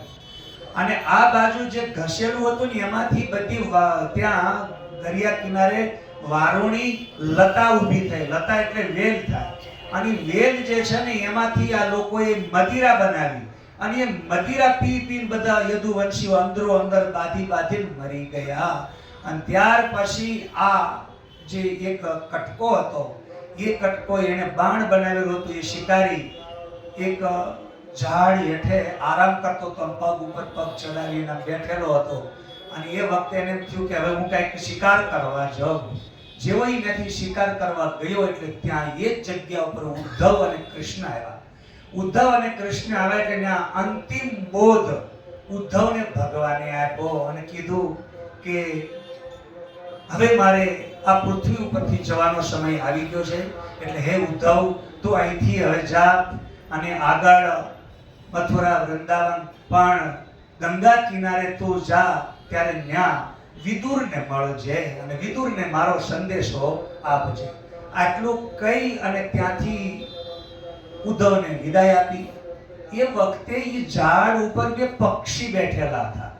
એ બે પક્ષીએ પણ પ્રશ્ન કર્યો કે હે કૃષ્ણ, અમે એક વખત તમારા પાસે આવ્યા ને ત્યારે દુર્યોધને તમને પ્રશ્ન કરેલો હતો અને દુર્યોધને તમને એવું કીધું હતું કે મારે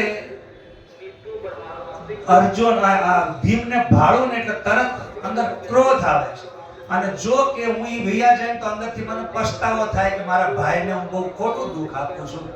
તો બલાત મારા હૃદયની અંદર આવો વિચાર શું કામ આવે છે? તો તમે એનો જવાબ એને નતો આપ્યો. તો પહેલા તો અમને દુર્યોધનનો જવાબ આપો અને દુર્યોધનને હુકામ ન કીધું એ પણ તમે અમને કહો.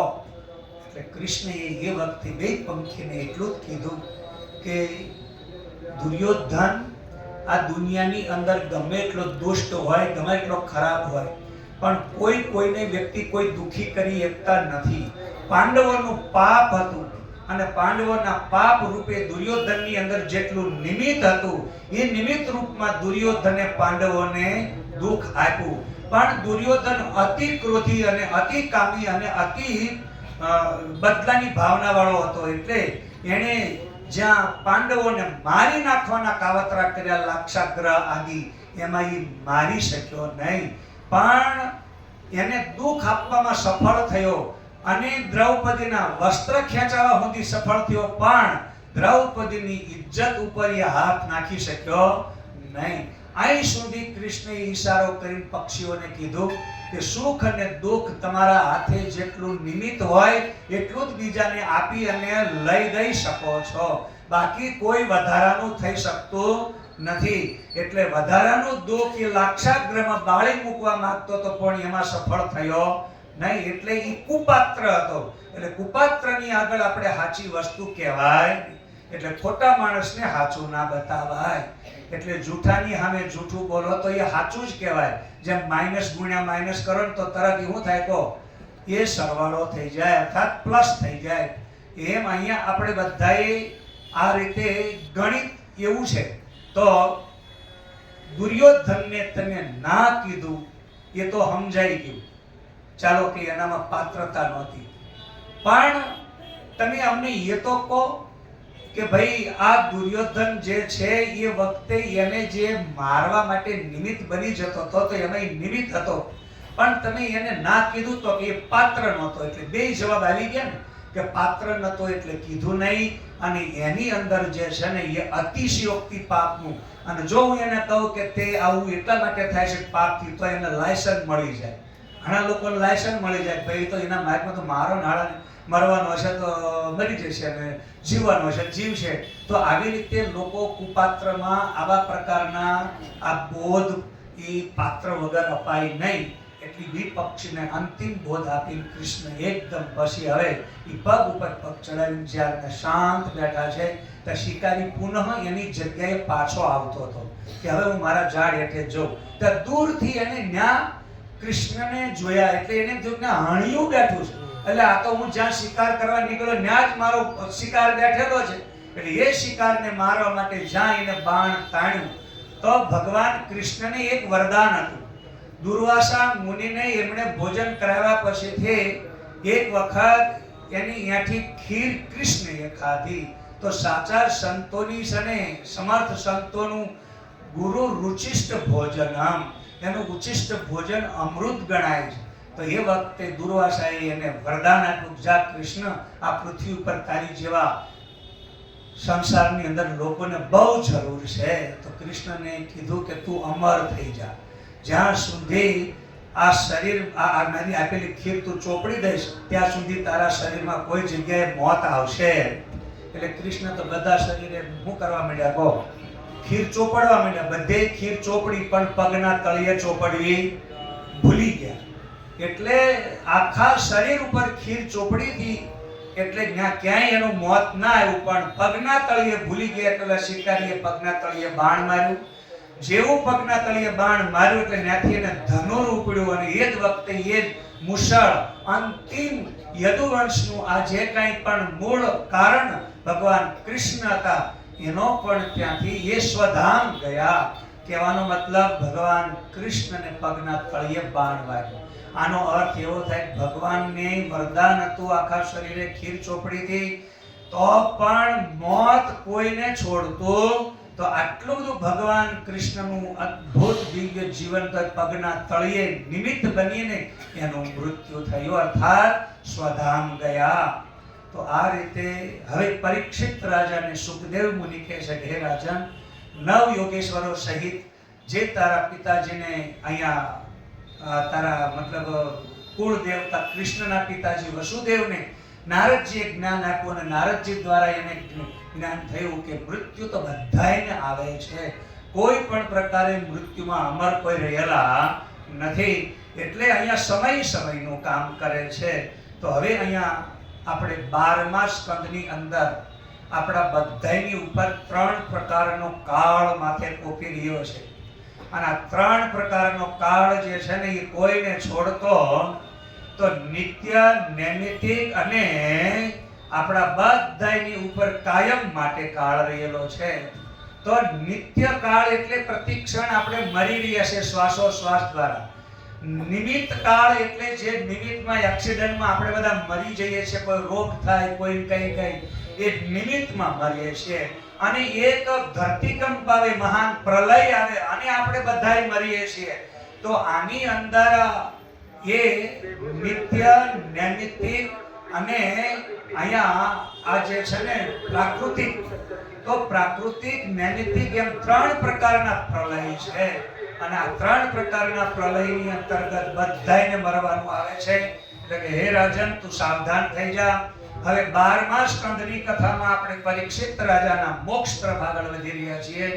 પરીક્ષિત રાજાને મોક્ષ ગતિ આપવાની હોય ત્યારે પરીક્ષિત રાજા હવે છેલ્લે અહીંયા પ્રશ્ન કરે છે કે હે ગુરુદેવ, હે સુખદેવ મુનિ, તમે મને અત્યાર સુધી મારા ઈષ્ટદેવ ભગવાનની કથા સંભળાવી, મારા કુળ કુટુંબ પરિવારની કથા સંભળાવી, અને આ બધી કથા સાંભળવાની અંતે મેં એક જ નક્કી કર્યું છે કે મોત બધાયને આવે છે.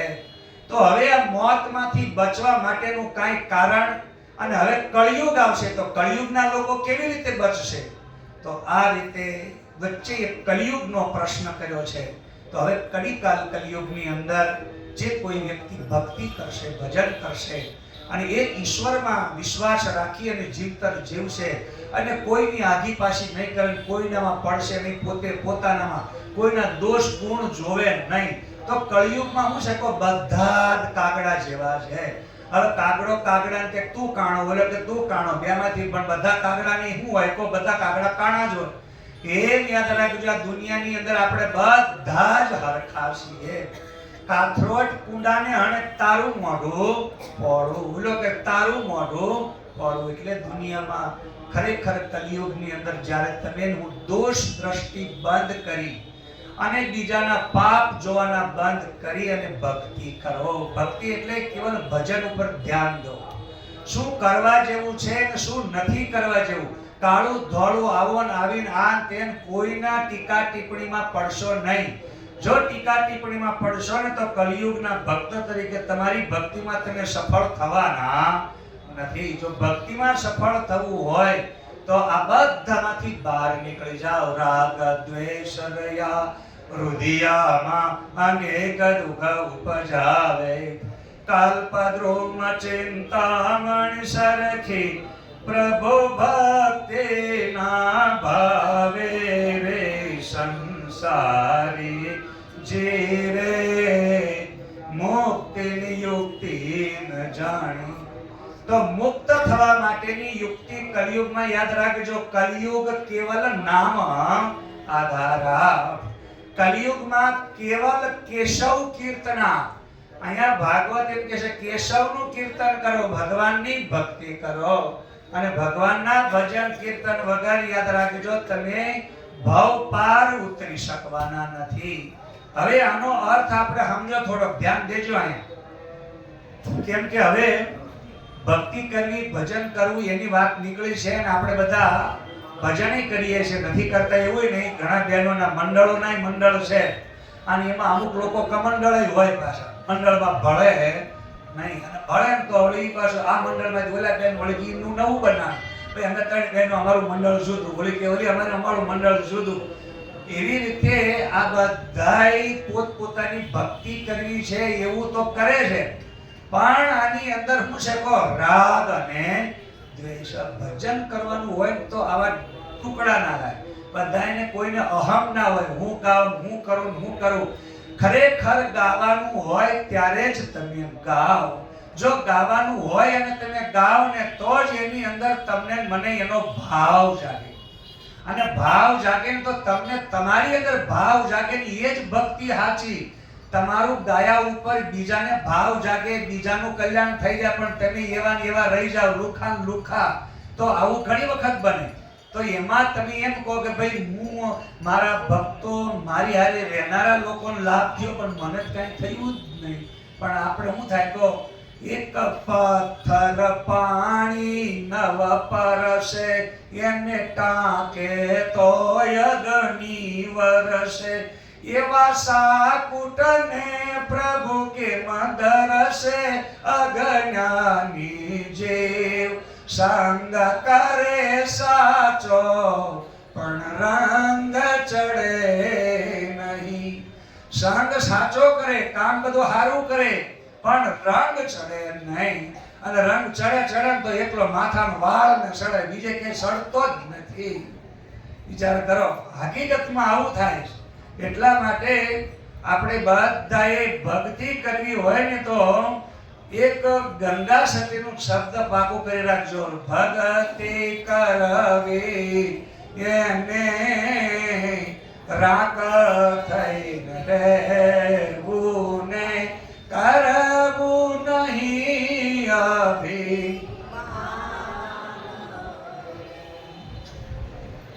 ખોટું અભિમાન એ જ માણસને દુઃખ આપે છે. તો હવે હું શરીર છું, શરીર મારું છે, આવા ભાવથી જ્યાં સુધી આપણે ભક્તિ કરીએ છીએ ત્યાં સુધી રાગ અને દ્વેષ ને મારું અને તારું, હું હારો ને તું ખારો, મને આમ ને હું આમ ને. હકીકતમાં ભજનનો અર્થ થાય છે ભજ સેવાયામ ધાતુ. સંસ્કૃતની અંદર ભજ ધાતુથી ભજન શબ્દ બને છે, એટલે સેવા કરવી. શું કરવી કહો? એટલે અહીંયા આપણે બધા શું કર્યું, ભજનનો અર્થ ઘટન આપણે શું કર્યું, બધા ભેગા મળીને ભજન ગાવા. તો ભજ એટલે સેવા અર્થમાં, અને એનું યજન કરવું એટલે ખરેખર આપણે સેવાનો યજ્ઞ કરવો. સેવા યજ્ઞ એટલે કેવું, જેની અંદર તમને બધાને ફળ મળે.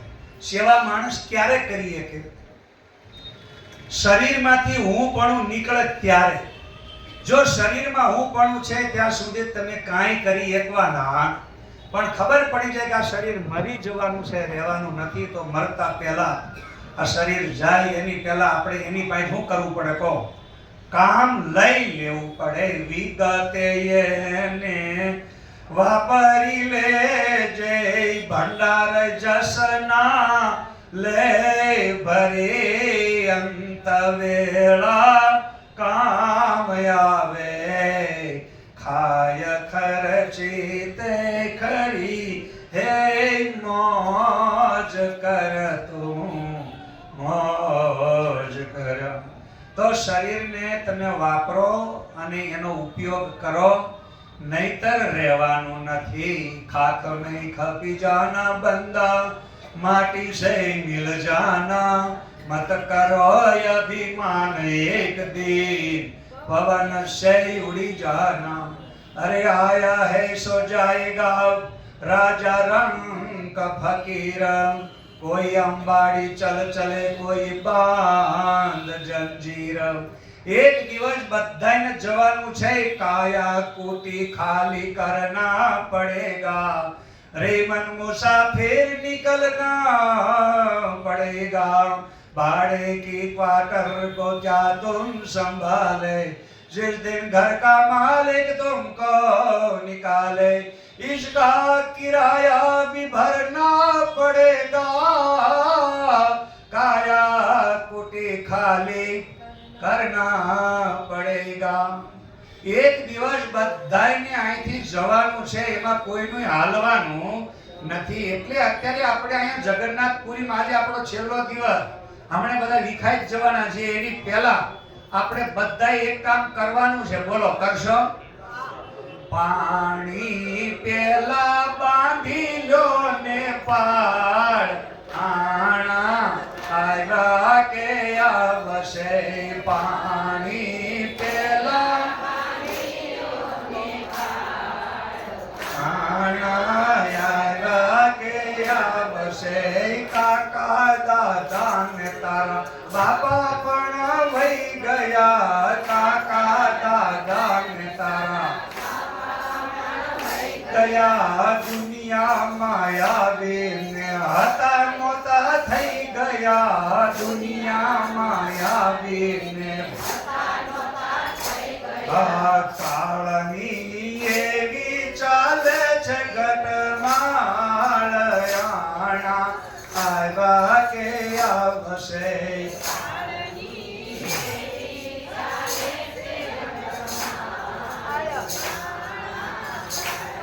કે આવશે. ડાચો ફાડીને ઊભો છે કાળ, આણા આવ્યા કે આવશે. ડાચો ફાડીને ઊભો છે કાળ, આવશે. દુનિયાદારીમાં તે મોજ ખૂબ માણી. દુનિયા જીવવાની જુગતિ તે જરીએ નો જાણી. જીવવાની જુગતિ અરે પાથરી બેઠો તું મોટી જંજાળ, આણા આવ્યા કે આવશે. પાથરી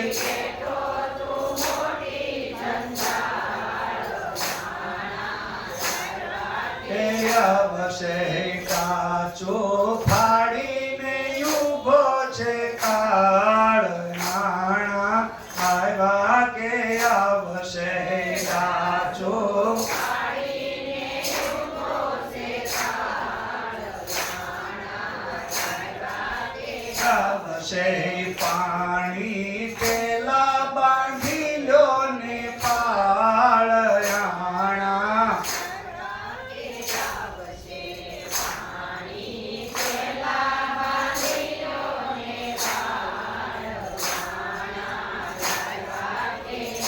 તો હવે ગાંઠ વાળો. કાલ કરંતા આજ કર, આજ કરંતા અબ. મૂળ વિનાનું આ ધોકડું ગીર જાયેગા. ક્યારે જતું રહેશે કોઈને ખબર નહોતું જાણ્યું. જાનકી નાથે કાલે સવારે શું થવાનું છે રામને ખબર નહોતી. દશરથના પિતા હતા રામના પિતા દશરથને પણ ખબર નથી કે હવારે કોઈનું ધૂંધું ઊંધું થઈ જવાનું છે. અને ઘરમાં જેનું ધૂંધું ઊંધું થાય ને એનું ઘર તંત્ર બધું ઊંધું ઊંધું. રામ ગાદીએ બેસવાના હતા અને હું થયું કહો, રામ બેસે ગાદી પર આખી અયોધ્યા ये चाहे. राम बेसे गादी पर आखे अयोध्या ये चाहे. पण भागी માં વનવાસવો ઊંડાણ એના કોકળે શું. ધારો તો શું થઈ ગયું કા, એમ તો બોલ્યા કરે. સૃષ્ટિ તણા આ ચક્રમાં પ્રભુને ગમે તે થયા કરે. શું ધારો તો કૃષ્ણ છે સાથી છતાં એ પાંડવો વનમાં ગયા. કૃષ્ણ છે સાથી છતાં એ પાંડવો વનમાં ગયા. હરિશ્ચંદ્ર ને નળરાજ પણ જંગલમાં ભટકે મર્યા. શું ધારો તો શું થઈ ગયું કાયમ તું બોલ્યા કરે સૃષ્ટિ તણા આ ચક્રમાં પ્રભુને ગમે તે થયા કરે શું ધારું તું છો કરે બહુ મન સુબા એને ગમે તે એ કરે તું છો કરે બહુ મન સુબા એને ગમે તે એ કરે વિશ્વાસથી શરણે જશે સૌનું પ્રભુ સારું કરે શું ધારું તો શું થઈ ગયું કામ એમ તું કરે સૃષ્ટિ તણા આ ચક્રમાં પ્રભુને ગમે તે દયા કરે આપણું કાંઈ પણ ધાર્યું થતું નથી એના વગર પાંદડું પણ હલતું તો વિશ્વાસથી શરણે જશે હવનું પ્રભુ શું કરશે કહો હારું કારણ જે થાય છે ને બધું હારું જ થાય છે પણ છતાંય આપણે બધા શું કરીએ છીએ કહો આમ છે ને તેમ છે ને એટલે બને ત્યાર સુધી ખોટું ડાપણ કરશો નહીં પ્રભુ કરે તે ઠીક કરે છે શોષધરે સિદ્ધને શાન ઓલોલી ઉપર બાજ બિરાજે પારધી ઉભો તીરતાણી રે પારધીને પાયે સર્પ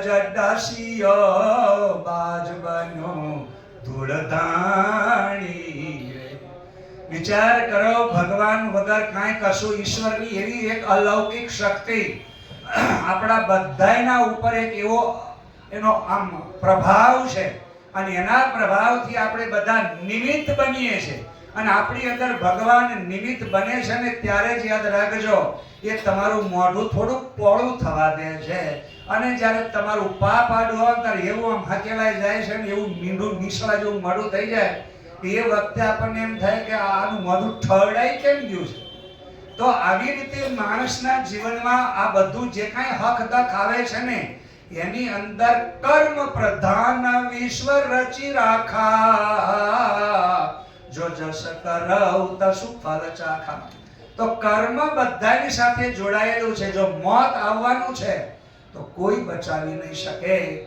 તો હોલો હોલી બાજ બિરાજે હવે હોલો હોલી બેઠેલા હતા એની ઉપરથી બાજ એની ઉપર તડપ મારી અને એનો શિકાર કરવા માંગે છે અને આ બાજુ એક શિકારીએ બાણ લીધું છે અને હેઠેથી એ હોલીને મારે હેઠે કાળ ઉપર કાળ પણ જેનો રાખણ વાળો ભગવાન છે તો એ વખતે પારધીને પાયે એટલે જે શિકારી હતો ને બાણ લઈ એના પગે સર્પ ડસ્યો અને જેવો કઈડો ને એટલે એમાં નિશાન ચૂકી ગયો ને એનું બાણ હલી ગયું એટલે એ હોલીની બાજુમાંથી નીકળ્યું ઉપર ગયું જ્યાં બાજ ઉપરથી તડપ મારતો આવતો હતો એને તો સપને ખ્યાલ નહોતો એને તો હોલી જ દેખાતા તે સીધો એની માથે જ્યાં આવતો હતો ને ફાસ હેઠો એ જ રીતે બાણ ને બેયની સાથે એનો સંયોગ હોલી બચી ગયા અને પારધી સાપ કરડવાથી મર્યો અને બાણ વાગવાથી બાજ મર્યો અને મોત જેને માથે હતું એ બચી ગયા અને જેને મારવાનો ભાવ હતો એ બેય જણા મરી ગયા એટલે આ જગતની અદ્ભુત લીલા છે અહીંયા તમને મને ખરેખર ક્યારે શું ઘટના ઘટે છે પણ આપણે બધાએ સાવધાન થઈને એક જ કામ કરવાનું છે પાણી પેલા બાંધી લો ને પાર આણા પાણી પેલા બાંધી લો ને પાર આણા ડાચો ફાડીને ઊભો છે કાળ ડાચો ફાડીને ઊભો છે કાળ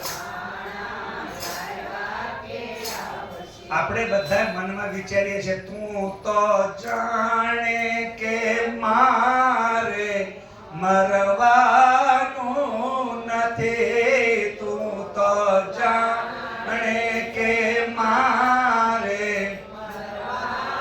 મરવાનું નથી, પણ અહીંયા તું અમારા રહેવાનો નથી કાંઈ, અહીંયા તો અમારા રહેવાનો તે લેખા લેવાશે રતિએ રતી રે, ભજન કેમ કરતો નથી લેખા.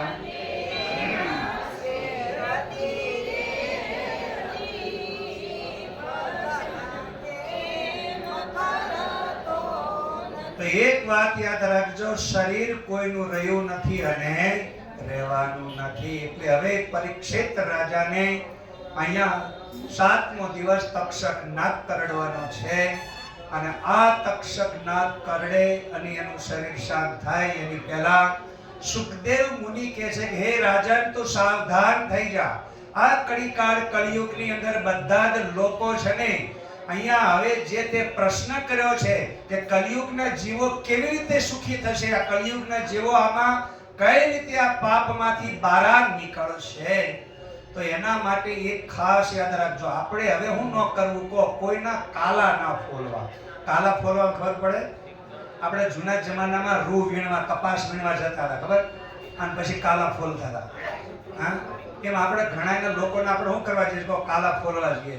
પેલી આવી છે, પેલો આવો છે, પેલો કહેતો હતો અને કહેતી આમ ને તેમને.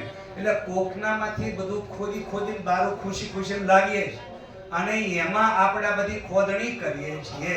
તો કલિયુગની અંદર આ બધું બંધ કરો. કાથરોટ કુંડાને અને તારું મોઢું પોળું, કુંડું કે તારું મોઢું પોળું, આવો ભાઈ આપણે બધા.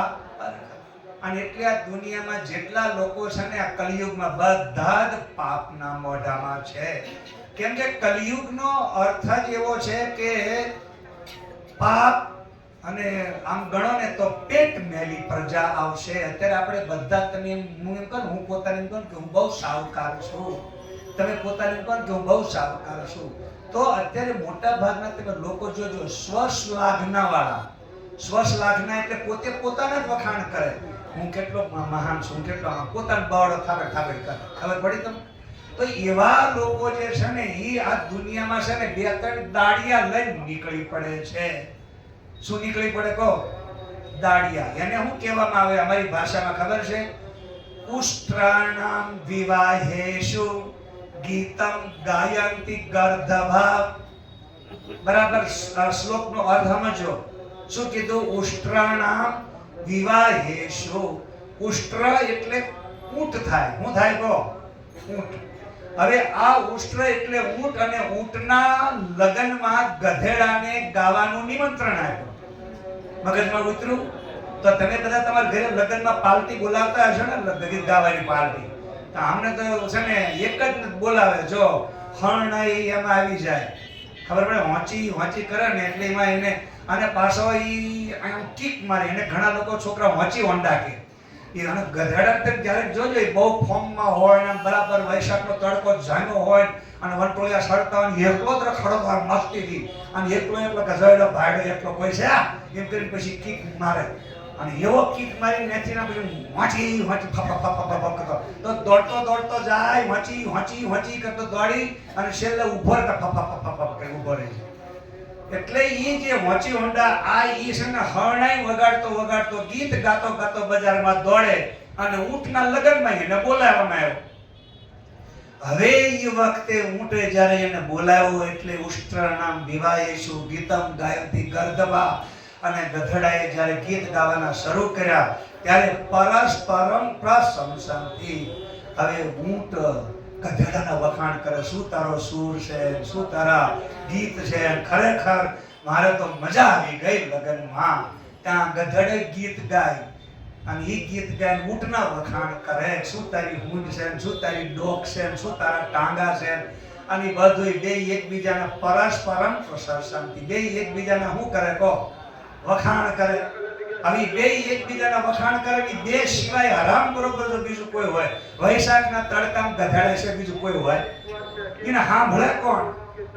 એની રીતે આપણે બધા અહીંયા પોત પોતાનું ઢોલકો વગાડે, હું આમ ને અમે આમ ને અમારું આમ ને અમે તેમ ને અમારું આમ ને અમે આમ ને, આ બધાય જે અમે અમારું હું કરો છો ને, કલિયુગમાં આવી એડવર્ટાઇઝ તમને બહુ જોવા મળશે.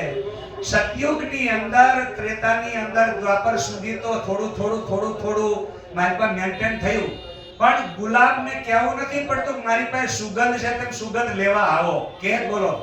પણ અહીંયા કાગળના ફૂલને સ્પ્રે મારીને કહેવું પડે છે, ભાઈ મારી સુગંધ લેવા આવો, મારી સુગંધ લેવા આવો.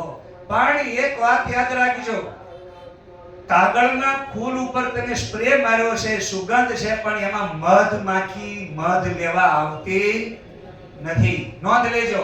અને ઓરિજિનલ ફૂલ હવારમાં ખીલ્યું, સાંજે કરમાઈ ગયું, પણ આખા દિવસમાં મધમાખી નથી હું લઈ જાય શકો? મધ લઈ જાય છે, મધ રસ. એમ તમારા ભજનની ભક્તિનો રસ બીજાને થોડોક આવી રીતે મધુર લાગવો જોઈએ. અને ભક્તિનો રસ મધુર, મધ એક એવું છે, યાદ રાખજો, મધની અંદર એવી પણ આયુર્વેદમાં એક નોંધ છે. મને ડાયાબિટીસ થયો છે એટલે કહું છું. મેં એમાં વાંચેલું છે કે 12 મહિના પછી, 1 વર્ષ 12 મહિના પછીનું જેટલું જૂનું મધ હોય, જેટલું જૂનું મળે 5 વર્ષ સુધીનું, એ મધને તમે ખરેખર તજ સાથે અને થોડીક ઊંઠ નાખી એને તમે ચાટો ને તો ડાયાબિટીસ જતો રહે. બોલો, એનું એ મધ. પણ તમે જે મધ અત્યારે લાવો છો ને, ગોળમાંથી માખી બેઠી લાઈન બનાવીને તમને આપે, એ મધની વાત નથી. ધ્યાન દેજો. જેને ફૂલમાંથી અર્ક ભેગો કરીને મધ બનાવ્યું છે, આવું મધ બહુ દુર્લભ છે. અત્યારે ઘણા લોકો શું કરે છે, ઘરે મધ બિહાડે ને આજુબાજુ બધું ગોળનું પાણી બધું નાખીને બધું કરીને માખીઓ લઈ જઈને બનાવે મધ. એ મધ નહીં. અલગ અલગ ફૂલ ઉપરથી ચમેલીનું હોય, ગુલાબનું હોય, ચંપાનું હોય. તમારે ખેડૂતને તો ખેતરમાં લચકો વાવો ને, રચકો, ત્યારે રચકામાં તો નકરી જ માખીઓ બેઠી હોય, ફૂલે ફૂલે માખીઓ બેઠી હોય. આની માં રાયડો આવ્યો હોય, રાયડાના ફૂલ પીળા હોય તો પીળા રાયડા પર નકરી ફૂલની મધ માખીઓ બેઠી હોય. અને વસંત ઋતુમાં જેટલા ફૂલ ખીલે એ બધા ફૂલ ઉપર મધ માખી મધ લાવે ને, એ મધ તમને ડાયાબિટીસ મટાડે. અત્યારે કૃત્રિમમાં કુદરતીનું તમે નાટક કરો છો કે માખીઓનું મધ છે, માખીઓનું, પણ માખીઓ બિચારી લાવે ક્યાંથી? જેવું છે એવું છે, વધી એની પોતાની લાળ ભેગી ભેળવે એટલો ફરક પડે. બાકી જે તત્વ પરાગ જે ફૂલમાંથી મળવું જોઈએ એ મળતું નથી. આ કુદરતી અત્યારે આટલો ફરક પડી ગયો છે. તો હવે અહીંયા પરીક્ષિત રાજાને સુખદેવ મુનિ કહે છે, હે રાજન, તું સાવધાન થઈ જા, હવે મોત માથે આવ્યું છે. હવે થોડી ક્ષણમાં તને તક્ષક નાગ આવશે અને એ તને હવે આ કાળ આવે એની પહેલા તું શરીરની અંદરથી હું અને મારું કાઢી નાખ. આવી રીતે એને સાવધાન કર્યો, કેમ કે પ્રકૃતિનો નિયમ છે. એની અંદર 4 પ્રકારના પ્રલય બતાવ્યા છે. એક અહીંયા નિત્ય, નૈમિત્તિક, પ્રાકૃતિક અને આત્યંતિક. આ 4 પ્રકારના થયા. આત્યંતિક એટલે હંમેશાના માટે, ફરીને તમારે મરવું ના પડે. અને પ્રાકૃતિક એટલે નિયમ પ્રમાણે ફરજિયાત મરવું જ પડે, ભગવાનનું હાલે, એને પ્રાકૃતિક કહેવાય. હવે પ્રાકૃતિકની અંદર એક નિમિત્ત બને એટલે હાથ કરડે, કંઈક તમને એક્સિડન્ટ થઈ જાય, કંઈક ને કંઈક તમને એ રીતે મોત આવે, એને નૈમિત્તિક પ્રલય કહેવામાં આવે. અને એક નિત્ય પ્રલય એટલે અત્યારે આપણે પ્રતિ ક્ષણ મરી રહ્યા છીએ. પહેલા આપણે બાળક હતા, બાળકનું મૃત્યુ થયું, જુવાન બન્યા, જુવાનના યુવાન મરી ગયો, હવે ઘરડાવા, હવે ગડપણી જતું રહેશે, પાછું વળી પ્રાકૃતિક સાથે એક એવો ભયંકર વળી મોત આવશે. પણ આત્યંતિક જે છે ને એ પ્રલય કાયમના માટે એક જ વખત મરવાનું, બીજી વખત નહીં. એટલે સાવધાન થઈને કહે છે, હે રાજન, હવે તારા શ્વાસોશ્વાસ નિત્ય પ્રલય પ્રમાણે પૂરા થવાના છે. થોડી ક્ષણમાં હવે તારા 2-3 શ્વાસ બાકી રહ્યા છે અને એટલી જ વારમાં હવે તને તક્ષક નાગ કરડવા આવવાનો છે, નિમિત્ત બનશે. અને આ નિમિત્ત બને એની પહેલા તું સાવધાન થઈ જા. અને પ્રાકૃતિક પ્રલય પ્રમાણે શરીર કોઈનું રહ્યું નથી, રહેવાનું નથી, મરી જ જવાનું છે. એટલે એમાં પણ તું કોઈ પણ પ્રકારે બચવાની આશા રાખતો નહીં. અને આત્યંતિક તારે જો કાયમના માટે શરીરમાંથી આ બધા બંધનમાંથી છૂટવું હોય તો એક માત્ર ઉપાય છે, આત્માને ઓળખ્યા વિના રે લખ 84 નહીં તો મટે રે જી. એવા ભ્રમણાને ભાંગ્યા વિના રે ભવના ફેરા નહીં તો મટે રે. તો જ્યાં લગી આત્મા તત્વ ચીન્યો નહીં ત્યાં લગી સાધના સર્વ. તો આત્માની ઓળખાણ વગર ભવના ફેરા આત્યંતિક દુઃખની નિવૃત્તિ થવાની નથી. એટલા માટે હવે સુખદેવ મુનિ સાવધાન કરીને એને પૂછે છે કે હે રાજન, હવે તારા મનમાં જો કઈ પૂછવાનું હોય તો પૂછી લે. ત્યારે હવે સુખદેવ મુનિને પ્રણામ કરી અને પરીક્ષિત રાજા એટલું જ કહે છે કે હે પ્રભુ, આપે મારી ઉપર દયા કરી છે, કૃપા કરી 7 દિવસ સુધી તમે મને ભાગવત સંભળાવ્યું છે. અને આ ભાગવત સંભળાવતા મેં આપની પાસે જે કાંઈ પણ આ જ્ઞાન મેળવ્યું એની અંતર્ગત પ્રત્યેક કથામાં મને એક જ વાત જાણવા મળી છે, શરીર મરે છે પણ આત્મા મરતો નથી.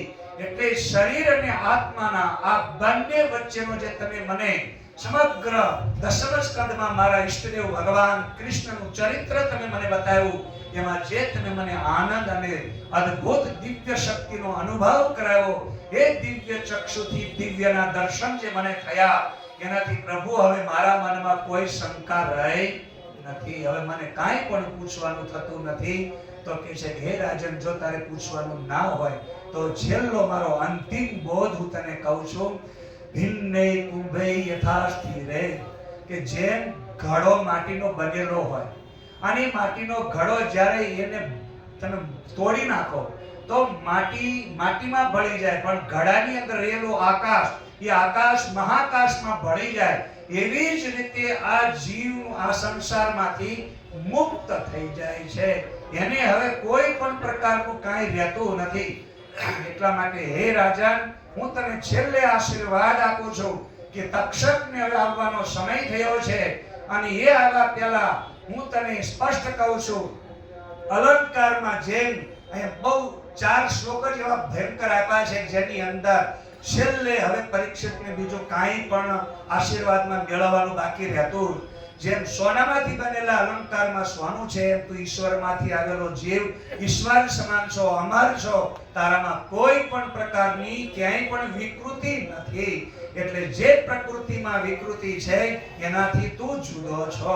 આ રીતે ત્યાં હવે એને છેલ્લે એમ કહેવામાં આવ્યું કે જે રીતે માણસ રાત્રે ઊંઘી જાય અને સપનું આવે અને સપનામાં એ પોતાની લાશને જોવે છે કે મારું અહીંયા શરીર પડ્યું છે, અને જોવાવાળો શરીરને જોવાવાળો શરીરથી જુદો છે, એમ શરીરથી આત્મા અલગ છે. એટલે હવે તારે જો કાંઈ પણ પૂછવા જેવું હોય તો તું કે. ત્યારે કે હવે પ્રભુ મારે કાંઈ પૂછવાનું છે નહીં.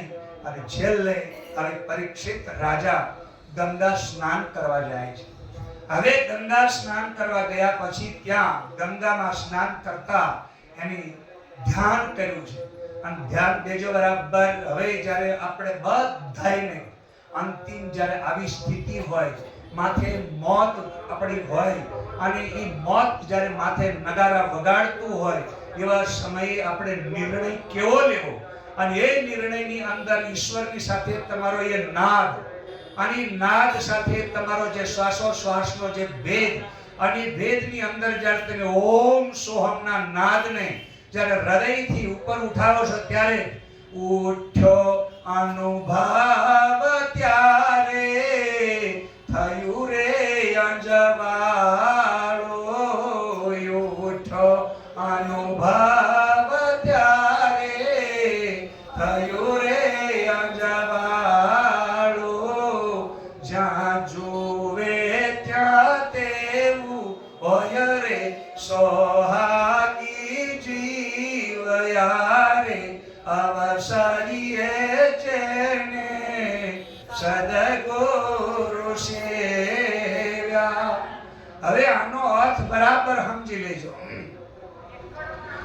ઉઠ્યો અનુભવ ત્યારે થયું અંજવાળું. તમને અનુભવ એવો થયો કે શરીર હું નથી, શરીર રહેવાનું નથી, શરીરનો હું સાક્ષી ચેતન આત્મા છું. એવા અનુભવમાં અંદર જાઓ ત્યારે તમને અંદર અંજવાળું થાય.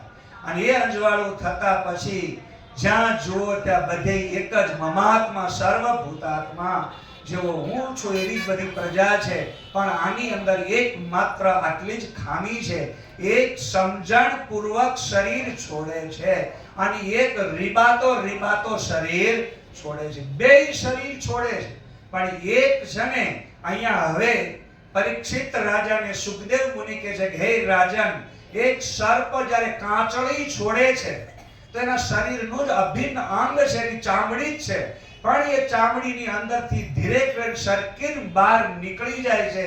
એવી રીતે તું આ તારી તમામ પ્રકારની જે કંઈ વાસનાનું આ શરીર છે, સ્થૂળ, સૂક્ષ્મ અને કારણ, આ ત્રણેય શરીરની અંદરથી તારી રીતે તું કુંડલીની શક્તિને ઉર્ધ્વ ગતિ કરી અને સ્થૂળ, સૂક્ષ્મ અને કારણ આ ત્રણ શરીરથી પરે તારો જે તુર્ય આત્મા છે, સચ્ચિત સુખમ પરમાંશ ગતિમ તુર્ય, એ આત્માની અંદર એકતાનો અનુભવ કરી અને તું જેમ સર્પ નીકળે એમ કાંચળીમાંથી બહાર નીકળી જા, આ શરીરમાંથી બહાર નીકળી જા. અને પછી તમ તારે તક્ષક આવશે તો એના નિમિત્તે તારું શરીર બળીને ભસ્મ થશે, પણ શરીરની પીડાનો અનુભવ તને થશે નહીં. આટલું ધ્યાન દેજો. શરીરની પીડામાં જેટલા લોકો રીબાય છે, ઘણા લોકો પથ્થરીમાં રીબાય, આપણને દયા કે ભગવાન આને લઈ લો ને, આપણે ભગવાનને કહીએ કે ભગવાન અમને લઈ લો ને. અને ઘણા એવા છે કે એવી રીતે રીબાતા હોય પાછા વળી રમતા જમતા થઈ જાય કે અરે આ તો જાય એવા હતા પણ હારા થઈ ગયા. લ્યો, તો કહેવાનો મતલબ આ દુનિયાની અંદર આપણે કેટલું જીવતર, કેટલા શ્વાસ લઈને આવ્યા છીએ એની આપણને ખબર. પણ પરમાત્માની ભક્તિ કરનાર લોકોએ ઈશ્વરની સાથે જ્યારે તમારી ભક્તિની એકતા થાય ત્યારે અહીંયા આ તત્વ જ્ઞાન ઉપર તમે ધ્યાન દેજો. હવે પરીક્ષિત રાજાને આશીર્વાદ આપીને સુખદેવ મુનિ કહે છે કે હવે તું સાવધાન થઈ જા. હવે પરીક્ષિત ગંગામાં સ્નાન કરવા જાય છે. સ્નાન કરી અને આવી ગુરુદેવની પરિક્રમા કરે છે. સુખદેવ મુનિની પરિક્રમા કરી, 7 પરિક્રમા કરી અને 7 પ્રકારની ભૂમિકામાં એ તુર્ય અવસ્થામાં આવી ગયો. અને જેવો તુર્ય અવસ્થામાં 7મી ભૂમિકામાં આવ્યો અને એકદમ એને આસન વાળ્યું અને ગુરુદેવને પ્રણામ કરી અને સ્વગુરુ પ્રણયમાં હૃદકુંડ રેકીમ, એ વખતે એને પોતાના ગુરુને પ્રણામ કર્યા. અને હૃદકુંડરીકમ એટલે હૃદયની અંદર એની એક ગુફામાં પોતાના જીવનો અંગુષ્ઠ માત્ર એક અંગુષ્ઠાની જેમ એકદમ શિવલિંગ જેવો આભા પ્રકાશરૂપ એને હૃદયની અંદર જ્યાં સ્ફટિકની સમાન ચમકતું એવું એને તત્વ હૃદયની અંદર ધારણ કર્યું. અને આ ધારણ કર્યા પછીથી એને એકદમ ગુરુએ આપેલા મંત્રની સાથે ઓમકારનું એની ઉર્ધ્વગામી એને લાંબો શ્વાસ લીધો. જેવો લાંબો શ્વાસ લીધો એટલે તરત આંખ બંધ કરતા સ્થૂળ શરીરથી સૂક્ષ્મ, સૂક્ષ્મની અંદર એને તમામ પ્રકારની વૃત્તિઓને સ્થિર કરી. કોઈ પણ પ્રકારની અંદર મનમાં જ્યારે એને કોઈ તરંગ ના રહી અને તરંગ વગરનો નિર્વિકલ્પમાં ગયો ત્યારે કારણ શરીરની અનુભૂતિમાં સચ્ચિત સુખમ પરમહંસ ગતિમ તુર્યમ, હું સચ્ચિદાનંદ સ્વરૂપ ચેતન આત્મા અહમ અસ્મિ, હું જ છું. ઓમ સોહમ નાભીથી ઉઠતા ઓમકારની સાથે એને જ્યારે એકદમ લાંબી શ્વાસ લઈ 3 શરીરથી ઉપર ઉઠી બ્રહ્મરંધ્રની અંદર જઈને એને જ્યારે પરમાત્માના સાક્ષી ભાવમાં રહી અને એ વખતે ગુરુદેવ સુખદેવ મુનિને યાદ કરીને કીધું હે ગુરુદેવ, આપનું આપેલું જ્ઞાન મારા હૃદયમાં ધારણ કરું છું. હવે આ મારું જે શરીર છે એને તક્ષક એટલે લાસ્ટ છેલ્લો શ્વાસ નિમિત્ત પ્રલય પ્રમાણે, નિમિત્તિક એક કારણ પ્રમાણે, આપણે બધા નિત્ય પ્રલય પ્રમાણે તમે જોવા જાવ તો નિત્ય પ્રલય પ્રમાણે નિત્યનો અંતિમ શ્વાસ અને નૈમિત્તિક પ્રલય પ્રમાણે આવી ગયો તક્ષક નાગ અને એનો સંયોગ. અને એ જ સંયોગ સાથે એને હવે પ્રાકૃતિક પ્રલય, શરીર મરવાનું જ છે. પ્રાકૃતિક એટલે સ્વાભાવિક રીતે બધું નાશ પામે છે, કઈ રહેતું નથી. એ રીતે પ્રાકૃતિક પ્રલય પ્રમાણે એને સ્વયં પોતે પણ સમજણ પૂર્વક શરીરની અંદરથી એકદમ એને ઉપરામતાનો અનુભવ કર્યો અને આ ઉપરામતાના અનુભવ સાથે પરીક્ષિત રાજાએ આત્યંતિક નિવૃત્તિના નિયમ પ્રમાણે કાયમ માટે આ શરીરમાંથી હું ને મારું મુક્ત કરી સચ્ચિત સુખમ પરમહંસ ગતિ હું સચ્ચિદાનંદ સ્વરૂપ ચેતના આત્માના સ્વરૂપમાં સ્થિતિ પ્રાપ્ત કરી સુખદેવ મુનિ જ્યારે ધ્યાન અવસ્થામાં આ પરીક્ષિતનું જ્યારે આવું સ્વરૂપ જોયું અને એ સ્વરૂપ જોતાની સાથે સદગુરુદેવે એકદમ હાથમાં અહીંયા અંજલિ લઈ અને સુખદેવ મુનિએ પરીક્ષિત રાજાના મસ્તક ઉપર છાંટી અને એને પવિત્રતાની સાથે ગુરુએ આશીષ આપી અને એક આશીર્વાદ જ્યારે ગુરુ આપે ત્યારે શિષ્યમ પરમ મંગલમ કેવલ યાદ રાખજો શિષ્યનું પરમ મંગલ એ ગુરુનો આશીર્વાદ હોય છે એ જ વખતે જ્યાં રોમાંચ થયો એ પાણીનો સ્પર્શ થયો તે જ ક્ષણે પરીક્ષિત રાજાએ તક્ષક બટકું ભરે એની પહેલા એને આ શરીરમાંથી પોતાનું પ્રાણ ઉત્ક્રમણ કરી દીધા. બોલીએ પરીક્ષિત મહારાજની. આ રીતે પરીક્ષિત રાજાનો ત્યાં મોક્ષ ગતિનો એક અદ્ભુત નજારો આ સુખદેવ મુનિએ એને પોતાના અનુભવથી જોયો અને ખુદ ગુરુ જ આશીર્વાદ આપે કે મારા ગુરુએ મેં તો મસ્તક ઉપર હાથ તો એ રીતે એને થઈ હાશ. આ રીતે સુખદેવ મુનિના આશીર્વાદથી પરીક્ષિત રાજાને મોક્ષ ગતિ પ્રાપ્ત થઈ. તક્ષક કરડે એની પહેલા એને પ્રાણ છોડી દીધા. કહેવાનો મતલબ તમામ પ્રાકૃતિક નિયમ પ્રકૃતિના શરીરના નિયમ પ્રમાણે પ્રાકૃતિક નિયમ પ્રમાણે એને પોતાની આ શરીર છોડવાની સ્વીકૃતિ અને નૈમિત્તિક તક્ષક આવ્યો અને તક્ષકથી શરીર ઝેરથી નષ્ટ પામ્યું અને નિત્ય પ્રલય એટલે છેલ્લો શ્વાસ અને છેલ્લા શ્વાસ સાથે એમણે અંતિમ ગતિને પ્રાપ્ત કરી લીધી. આ રીતે પરીક્ષિત રાજાનો મોક્ષ થયો અને એ મોક્ષ ગતિ સાથે આપણી જણા અહીંયા જગન્નાથપુરી અને એમાં જગન્નાથ ભગવાનના સાનિધ્યમાં આપણે બધાએ આ કથાનો લાભ લીધો અને આ કથા સાંભળનારને ખરેખર આવા તીર્થમાં સાંભળનારને હવે પછી કઈ એવા કોઈ પણ પ્રકારના પાપ રહેતા નથી. એટલે તમને મને આપણને બધાને એટલો હવે અંદર સંતોષ થઈ જવો જોઈએ કે હવે આજ પછી મેં ગંગા નાયા, જમના નાયા, વધુ નાયા, પણ આયા જે કમાયા એના જેવું બીજું કોઈ મોટું પુણ્ય નથી. બોલીએ જગન્નાથ ભગવાન. અને છેલ્લે આ કથામાં આપણને બધાને આ બધું કઈ મફત મળતું મૂલ્ય ચૂકવવું પડે. તો તમે પૈસા ચૂકવ્યા છે પણ એકલા પૈસાથી પણ આ કથા પૂરી થતી નથી. કેમ કે કથાને પૈસા શરીરની વ્યવસ્થા આપે છે પણ મનની વ્યવસ્થામાં તમારે જે છે ને સેવા અને એની અંદર જે કાંઈ તકલીફો પડી, તપસ્યા કરવી પડી, સહન કરવું પડ્યું એ સૂક્ષ્મ શરીરની વાત છે. ના પૈસાને કોઈ લેવા દેવા તો સ્થૂળ શરીરની સુવિધામાં તમે પૈસા ખર્ચીને કદાચ દાદાગીરી કરો ચાલે પણ માનસિક જે સાયકોલોજી બેઝ ઉપર આપણે કથાનું ફળ મેળવવાનું છે ત્યારે આપણે બધાએ થોડી તપસ્યા કરવી પડે. તો તમે જે કોઈ તપસ્યા કરી હોય, સહન કર્યું હોય, તમે જે કાંઈ પણ કર્યું હોય એ બદલ તમારી તપસ્યાના તપોબળથી તમને બધાને જે કાંઈ પણ અહીંયા મન તમારું પવિત્ર બન્યું અને પવિત્ર માનસિકતાથી આપણે બધાએ ભેગા હળી મળી આટલો જે લાભ લીધો એ બદલ મારા હૃદયથી હું અહીંયા આશીષ વ્યક્ત કરું છું. અને એ આશીષ સાથે આપણે બધા આ જન્મને સફળ કરીએ અને જન્મની સફળતાની અંતિમ આપણા બધાની જ્યારે આપણે કહીએ ને કે ભાઈ અંત ઘડીએ ભગવાન તારું નામ યાદ અમને આવજો, તો આ રીતે આપણે અંત સમયે એ સત તત્વની સાથે આપણે બધા સતત એનું સ્મરણ આપણી સાથે રહે એવી શુભ આશીષ સાથે તમને બધાને શુભકામના વ્યક્ત કરું છું. બોલીએ સચ્ચિદાનંદ ભગવાન. એ સાથે આ કથાના આયોજનમાં જે આયોજકોએ ખરેખર ભોગ આપ્યો છે અને એમણે જે યોગદાન આપ્યું છે તન મન ધન આ ત્રણેય આપણા બધાના માટે બહુ ઉપયોગી છે. આયોજકોને આટલા બધા લોકોની વ્યવસ્થા આપણને ઘરે બેઠા બેઠા તમે તમારી એક ટિકિટ કરાવો તો એજન્ટને કેટલાય રૂપિયા દેવા પડે છે ને આગા પાછા થવું પડે ને તો ટિકિટ મળે પાછી નાય મળે. આ તો આપણે ગ્રુપમાં બધા ભેગા હારે આવી શક્યા, હારે જઈ શકીએ છીએ. એમાં 4-5 જણા વહેલા મોડા આવ્યા, પહેલા કીધું, હવે કીધું, પછી કીધું, આમ કીધું, તેમ કીધું, એ બધું હવે આપણે શું કરી દેવાનું કહો? આ તો જતું રહેવાનું, પછી શું વળી માથે લઈને ફરવું. એટલે એ બધું મૂકીને હવે જે સુવિધા મળી છે, જે ટિકિટ મળી છે, ફરી એક વખત સાવધાન કરી દઉં, તમારી ટિકિટ તમે ચેક કરી લેજો. એની અંદર ટ્રેન નંબર અને ક્યાંથી ઉપડે છે, ક્યાં મળે છે, એ બધું તમે તમારી રીતે હવે ઇન્ક્વાયરી સ્ટેશન ઉપર કરી અને વહેલી તકે તમારી ટિકિટ પ્રમાણે તમારે સાવધાન થઈ જવાનું. એમાં હવે પછી તમે આયોજકોને કહો તમે ટિકિટ લીધી ને હવે તમારે અમારે શું કરવું? તો ટિકિટ આપી દીધી એટલે હવે એને કાંઈ લેવા દેવા. ટિકિટ માસ્ટર ટિકિટ આપે પછી તમને શું કે ટ્રેનમાં જાઓ, એમ હવે ટિકિટ માસ્ટર પૂરા થઈ ગયા છે. એટલે હવે આપણી ટિકિટ આપણા હાથમાં આવી ગઈ એટલે હવે એના જવાબદાર કોણ છે કહો? આપણે છીએ. એટલે હવે બીજું જે કાંઈ પણ તમારી કોઈ વસ્તુ લીધી દીધી હોય એ ભૂલી ગયા હો, કંઈ મૂકી દીધી હોય તો તપાસીને લેજો.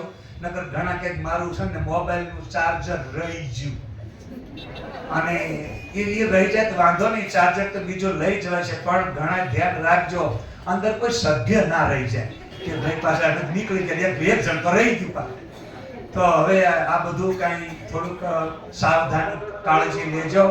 અને એ કાળજી સાથે હવે બીજું આયોજકોને અહીંયા જે કાંઈ પણ તકલીફો પડી છે અને એ તકલીફ પછી આયોજકો એની જે કાંઈ પણ એમને કડવા અનુભવ થયા છે એ બદલ એમને બધાને હું આશ્વાસન આપું છું અને આશ્વસ્ત કરું છું કે આપણો ઉદ્દેશ્ય પવિત્ર છે, આપણે કામ સારું કરવું છે. તો એમાં તમને મનમાં દુઃખ થતું હોય કે આપણે સુવિધા આપી શક્યા નહીં અને આપણે સાંભળવાનું થયું, તો એ બધી વસ્તુ આપણે ભલે એક આળસ અને પ્રમાદ આપણી સાવધાનીથી લોકોની આપણી ભાવના છે કે આપણે બને ત્યાં સુધી સુવિધા આપવી, પણ સુવિધા આપવા છતાં પણ જ્યારે આપણે પહોંચી વળ્યા નથી અને જો મનમાં દુઃખ થતું હોય તો યાદ રાખજો આ પૃથ્વી ઉપર ભગવાન પણ કોઈને સુખી કરી શકતા નથી. એટલે આપણે આપણી મહેનત દ્વારા બધાને સુવિધા આપવાની પૂરેપૂરી મહેનત કરી છે, છતાંય કસર રહી ગઈ છે તો બહુ વધારે દુઃખી થવાની જરૂર નથી. બાકી આટલું આપણે હવે કર્યું છે કામ. ત્યારે અહીંયા માયક વાળા આવ્યા છે, રસોઈયા આવ્યા છે, આ બધાને મારા હૃદયની હું આશીષ વ્યક્ત કરું છું. અને શીતળા માતાના મહંત અહીં બિરાજમાન છે, એમને એક વખત જોરદાર તાળીઓથી આપણે વધારીશું. કેમ કે શીતળા માતાના મંદિરે એમણે ધૂણી દખાવી છે અને એ ધૂણી દખાવ્યા પછી એકલા ત્યાં બેઠા છે અને એ ત્યાં બેઠા છે તોય તે ઈ જાગતું થળ આજ કાંઈક ધીરે ધીરે ધીરે રંગ રૂપથી એનો આકાર પ્રકાર શું થવા માંડ્યો કહો? ઉજળો થવા માંડ્યો છે. અને એવી રીતે જ્યારે આપણે અહીં બેઠા છીએ ત્યારે આપણા બધાની કથાઓમાં અહીં આપણી હારે ઘણા લોકો નથી આવી શક્યા, એવા લોકોએ થોડાક આપણને બધાને જાજા હેત ના શું કીધા છે કહો? જય સચ્ચિદાનંદ કીધા છે. એમાં ચંપાબેનને તો બહુ ખટારો ભરીને સચ્ચિદાનંદ મોકલ્યા એટલે બધાને મળી જાય એવું કીધું છે. ખરેખર આ સાથે આપણે બધાને અહીંયા ઘણાને આવું તું મારી ઉપર ઘણાને એવા ફોન છે કે સ્વામીજી પણ મેં કીધું હવે અહીંયા આવ્યા છે ને એનાથી હવે તો હવે ફરી ભગવાન તમને ફરી ચાન્સ આપે. આ સાથે બધાને નામી અનામી જે કોઈને પણ અહીંયા આપણે યાદ કરવામાં રહી જતું હોય તો એવા વલ્લભભાઈની સાથે એમની ટીમ જે છે એ ટીમ વર્ક આખી બધાય જે છે. રમેશભાઈ કામ તો બે વખતે રમેશભાઈ મને બહુ હાસ્ય લઈ ગયા, આ વખતે રમેશભાઈ મને હાસ્ય લાવ્યા. તો આ બધાય જેટલા આપણી હારે છે એ બધાય લોકો જૂના આપણા પરિચિત, હવે તો આમ નાતો બંધાતો જાય છે. તો એ બધાને મારા હૃદયપૂર્વકની ખૂબ ખૂબ અભિનંદન સાથે આશીષ. આ સાથે બધાને શુભ આશીર્વાદ આપું છું. જય સચ્ચિદાનંદ.